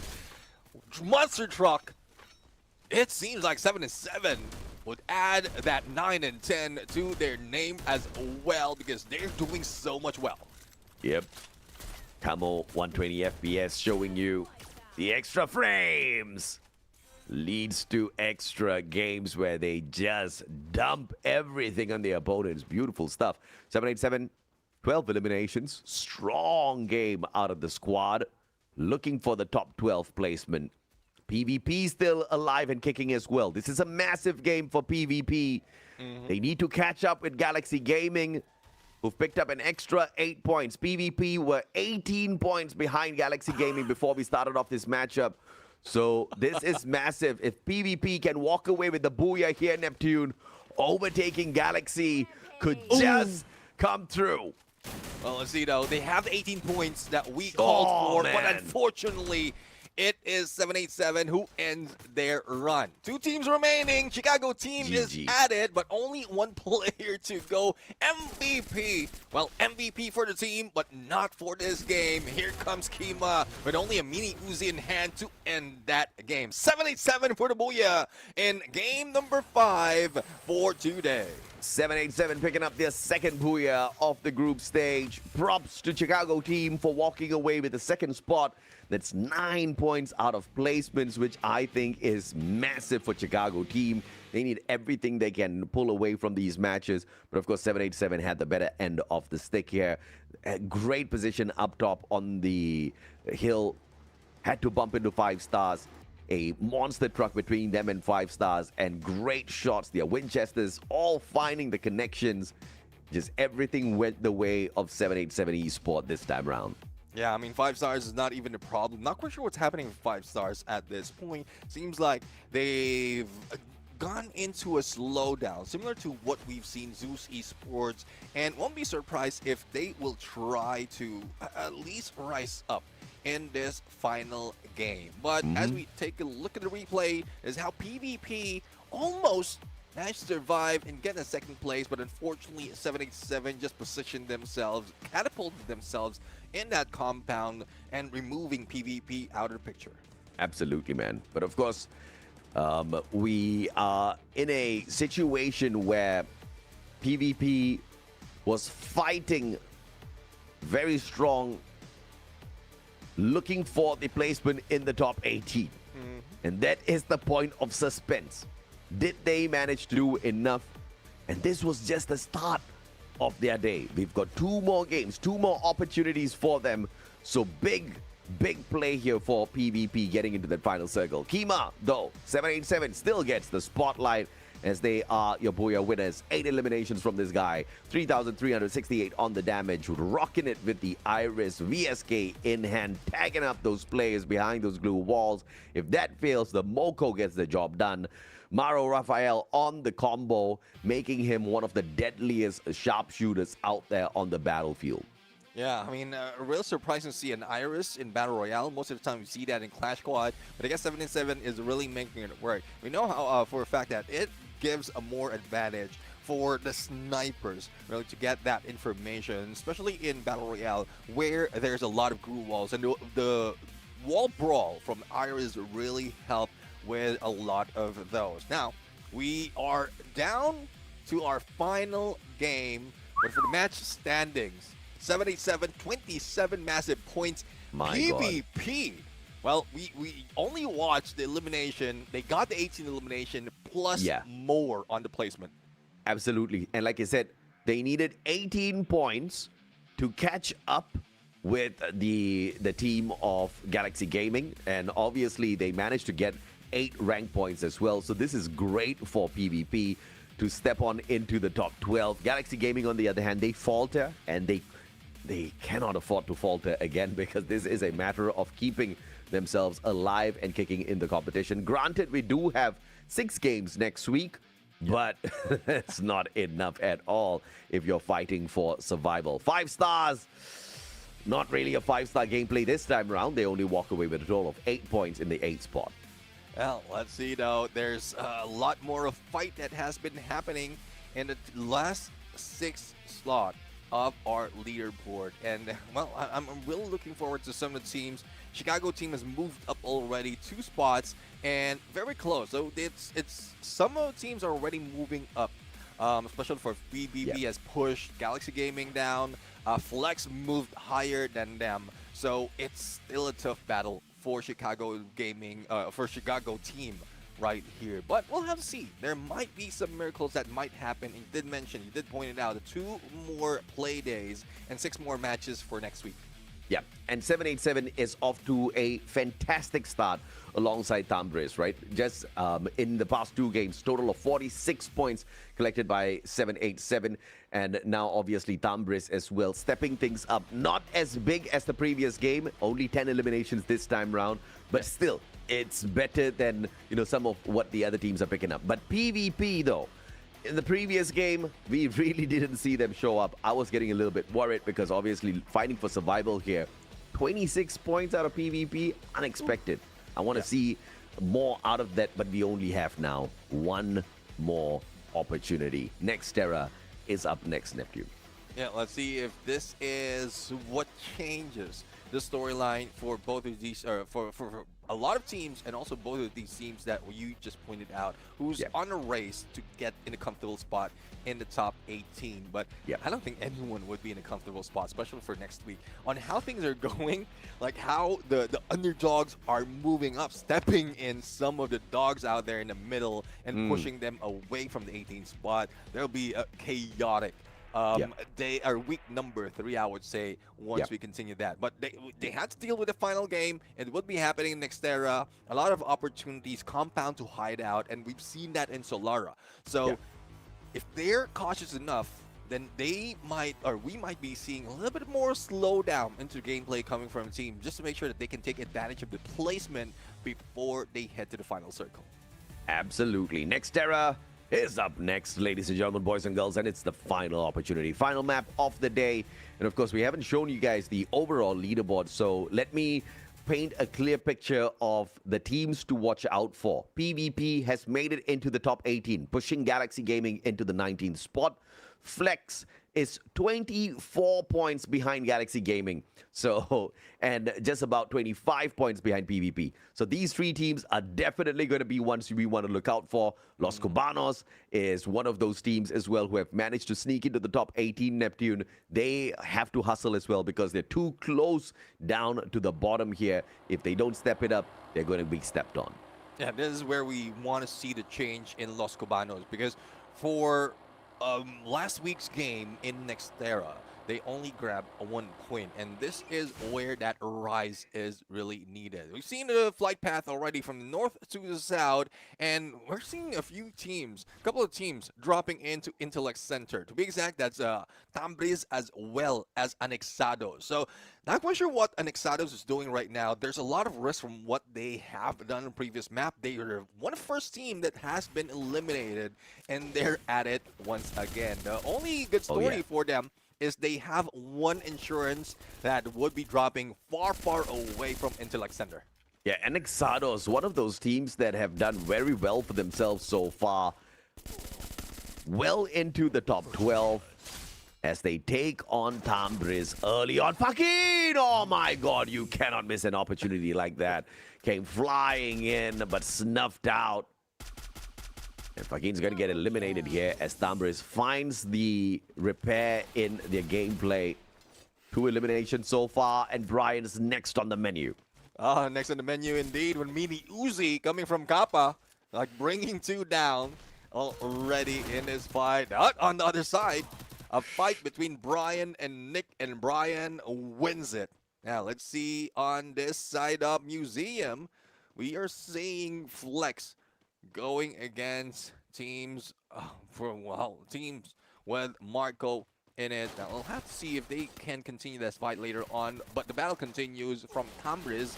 So we still have Kappa in here, but he goes down, and QK Lover, no sight of him, but a pickup or a revive is bound to happen. Let's see if they can find a repair in gameplay here. And Exados have already brought their members back in. But in terms of picking up that loot, getting those coins, and making their way into the next circle. It's going to be crucial they stay out of trouble for a little while more. Although, that said, then they don't really need to worry about their spot on the leaderboard. They're quite comfortable.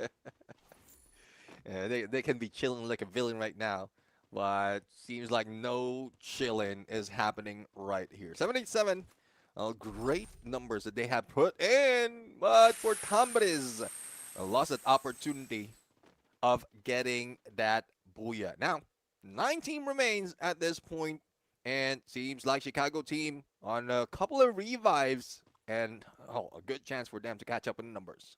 Well, that's one Titan down, at least the Titan of this combination of groups. Another one that needs to get taken out is 787 so that some of these bottom feeders can play a little bit more. E7 Empire up against Los Cubanos. Neither one have gotten these eliminations just yet. Can't see the electrotherapy connected, courtesy of White. Gets a couple of tags onto him. He's the one with the heal UAV earlier on as well. And the invasion by Cubanito. White sorts that out instantaneously. 180 with the M590. SEL down as well. Jeff finding him. E7. One player dropped. Jeff gets traded out. No pickup for you. White breaks down the glue wall. 2v1. Pelirojo turns around and finds Pinalto. Los Cubanos not faring well in this fight against E7. Yeah, I mean, it's very, very close for Los Cubanos right now, and they will just need to get a few more points to at least sit comfortably within the 18 spot, or top 18 spot. But, well, E7 is a threat. Deca Square, edge of the circle. This is one place that teams need to really pull away from. An actual compound, like a big compound onto the edge of the circle, and as you can see in the map right now, there's a lot of those small areas that they can cover. So if you want to play safe, you spread out from those areas, not in the big ones, because for a fact, you will see teams like 5 stars as well as 787.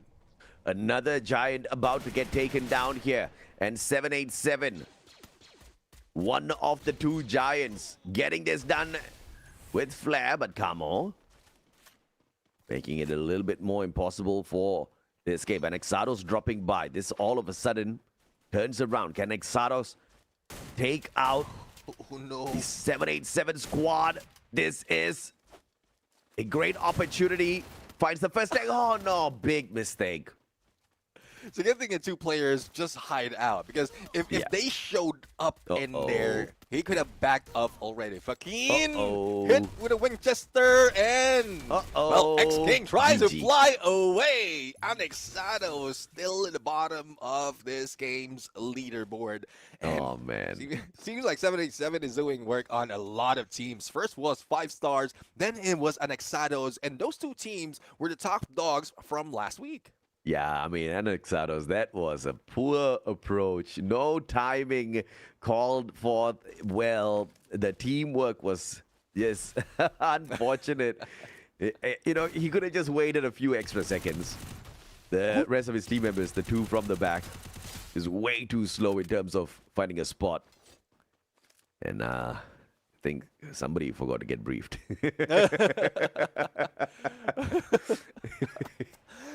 But that was a miracle move coming from Ale. And the way I'm looking at it, he's going for the chase, but heads into the vending machine, goes for that revive, and then went in for the fight. And it was one of the players from 5 stars. So he was almost jumped, but Flex is still in a good spot right now and plenty of cash. Well, now let's see 5 stars now, Badu.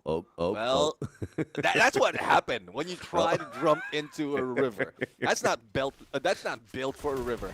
Nah. Weapon rack. Man's looking for it. Let him pick up a gun, for heaven's sake, Wax.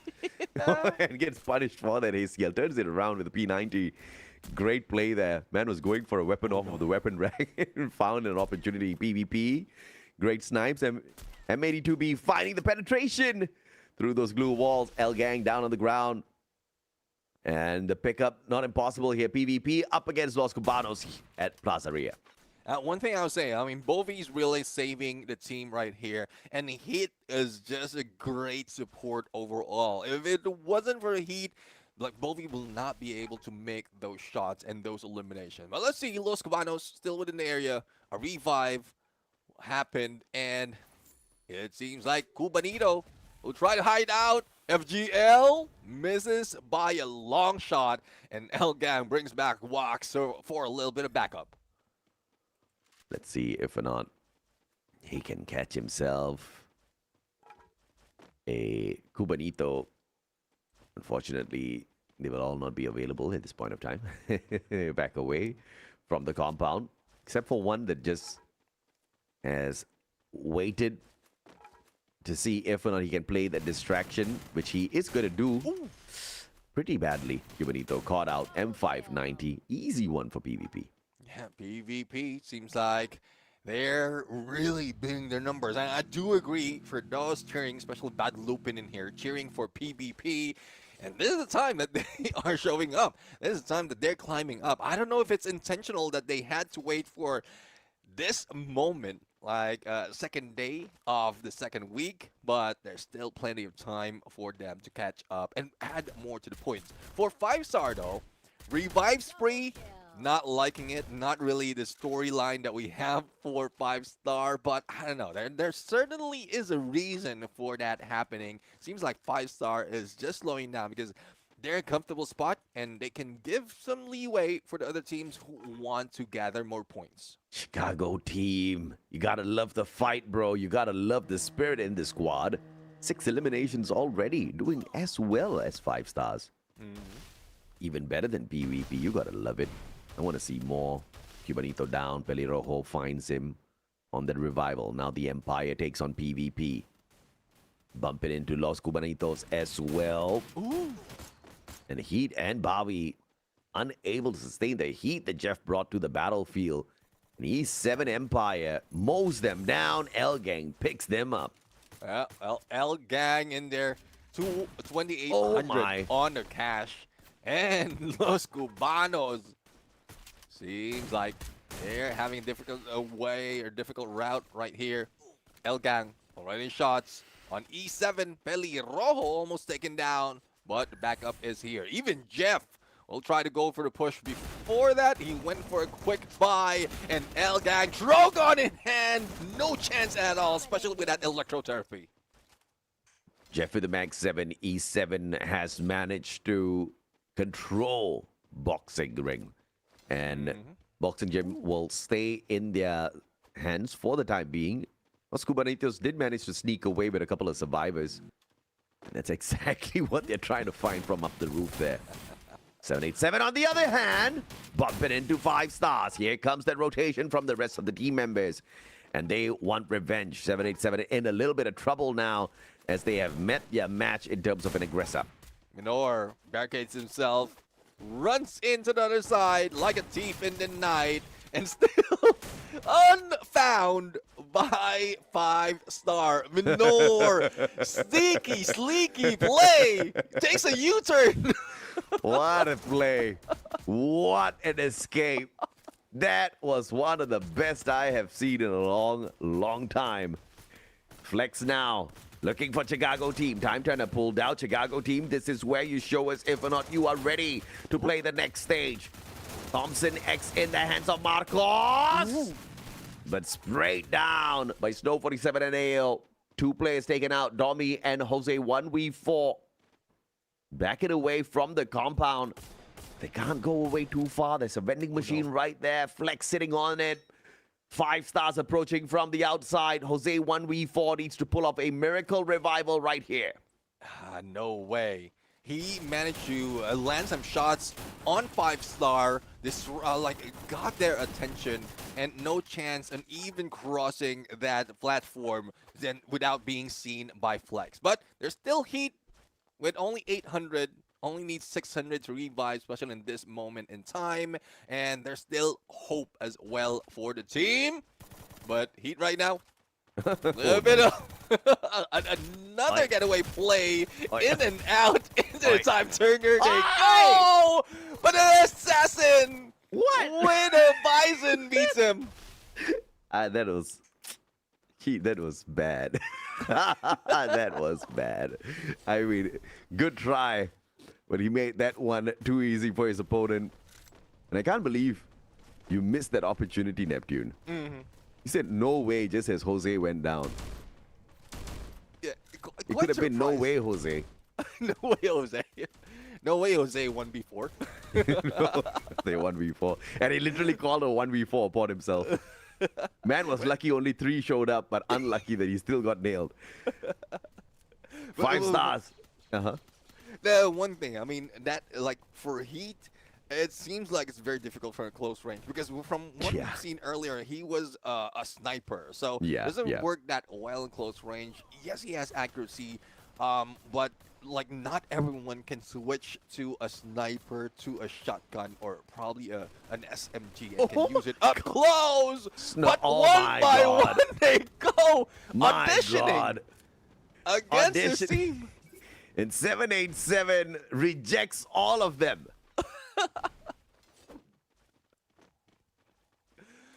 Oh my goodness, 787.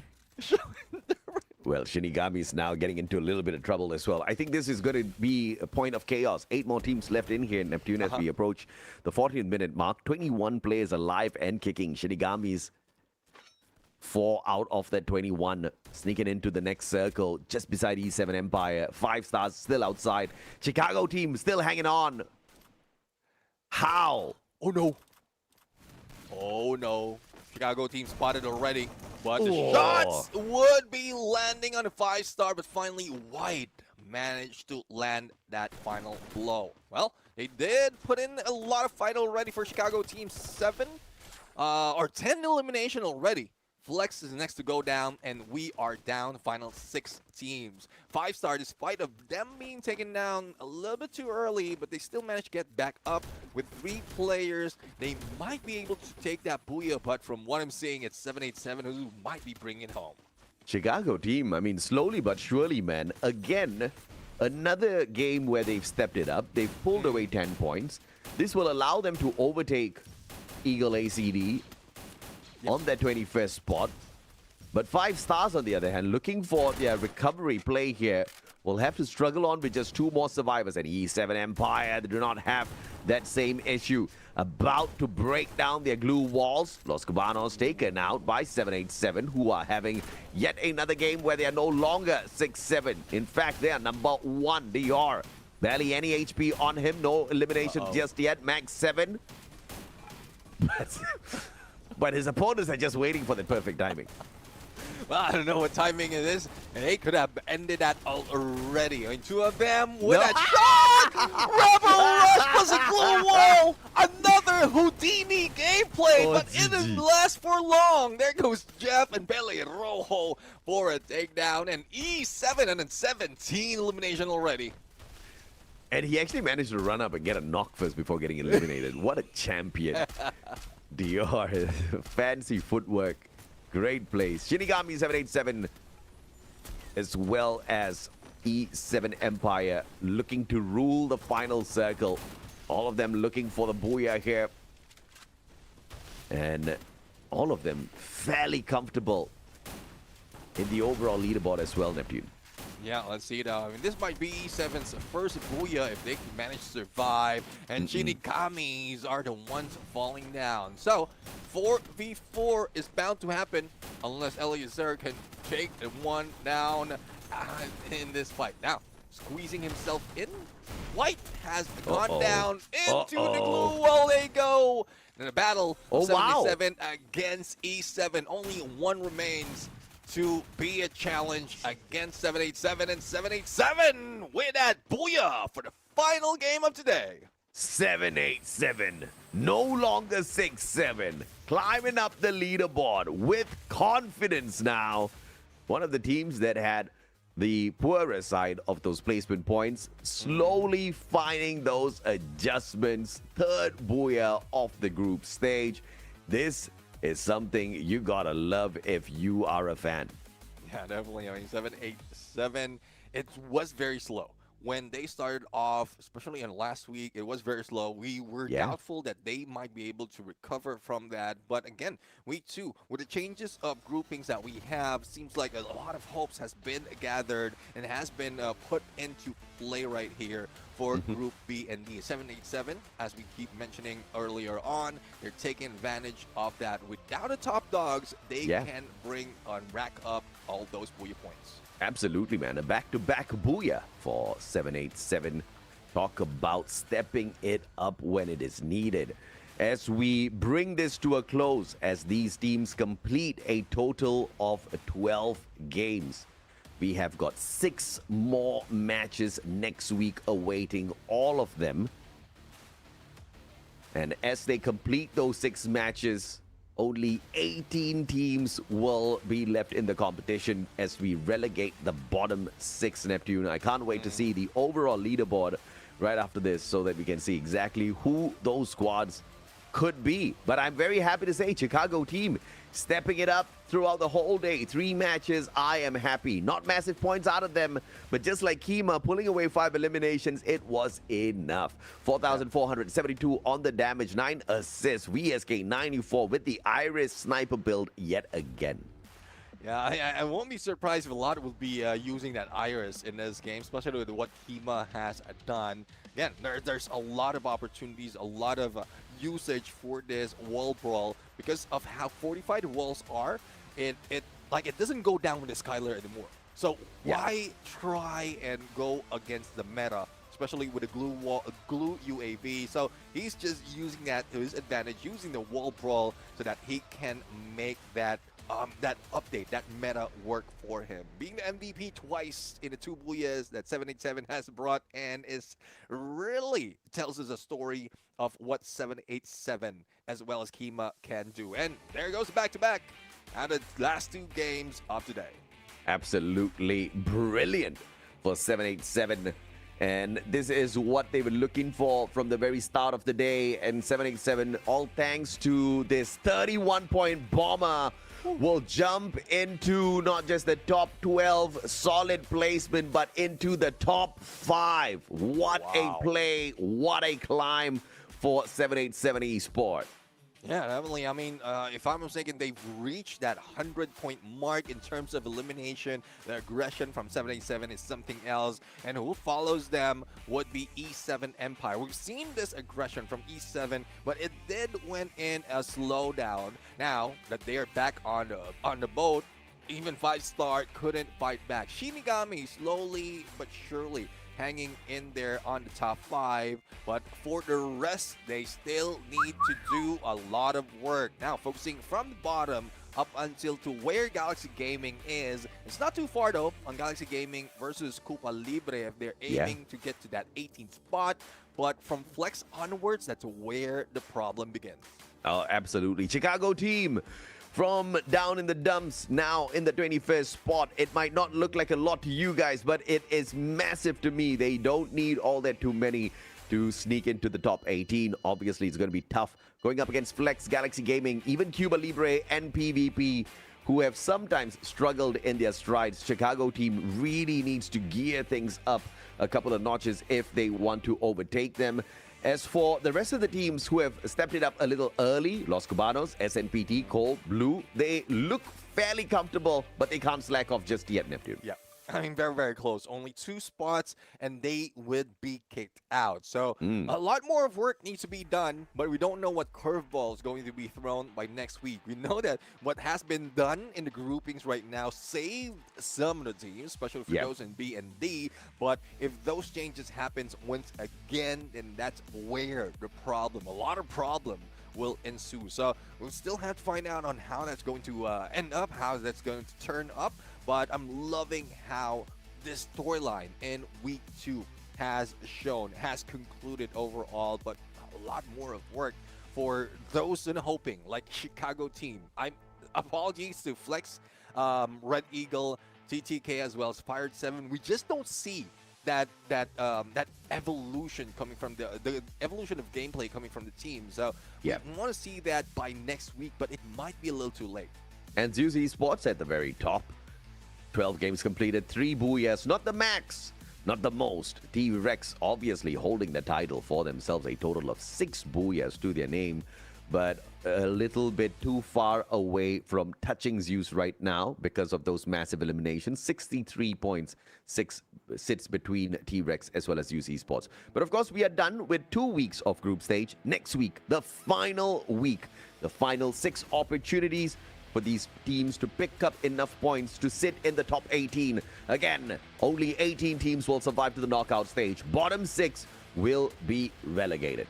Yeah, and so far the groupings would be first off Group B and C, and then Group A and D. And again, that curveball that might switch up the gameplay of the other teams is something that they need to look out for, and hopefully they prepare for that, because some teams did.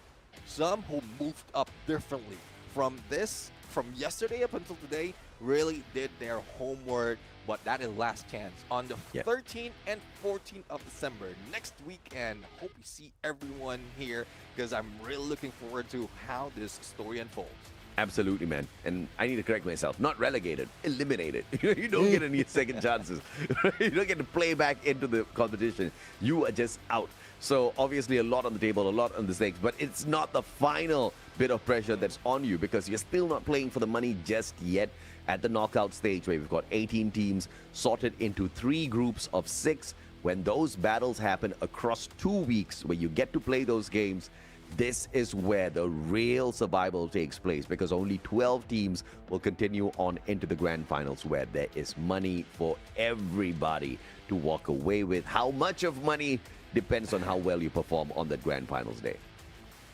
Well, there you have it. 6 matches from 2 different set of groups is done, and the week is also over. We hope we see everyone in there for next week. Once again, I'm Neptune the Gentleman Garcia with my brother Msasho AJ. This is FFUSC Free Fire USA Championship 2025 Winter Edition. Hope to see you next week. We'll be right back.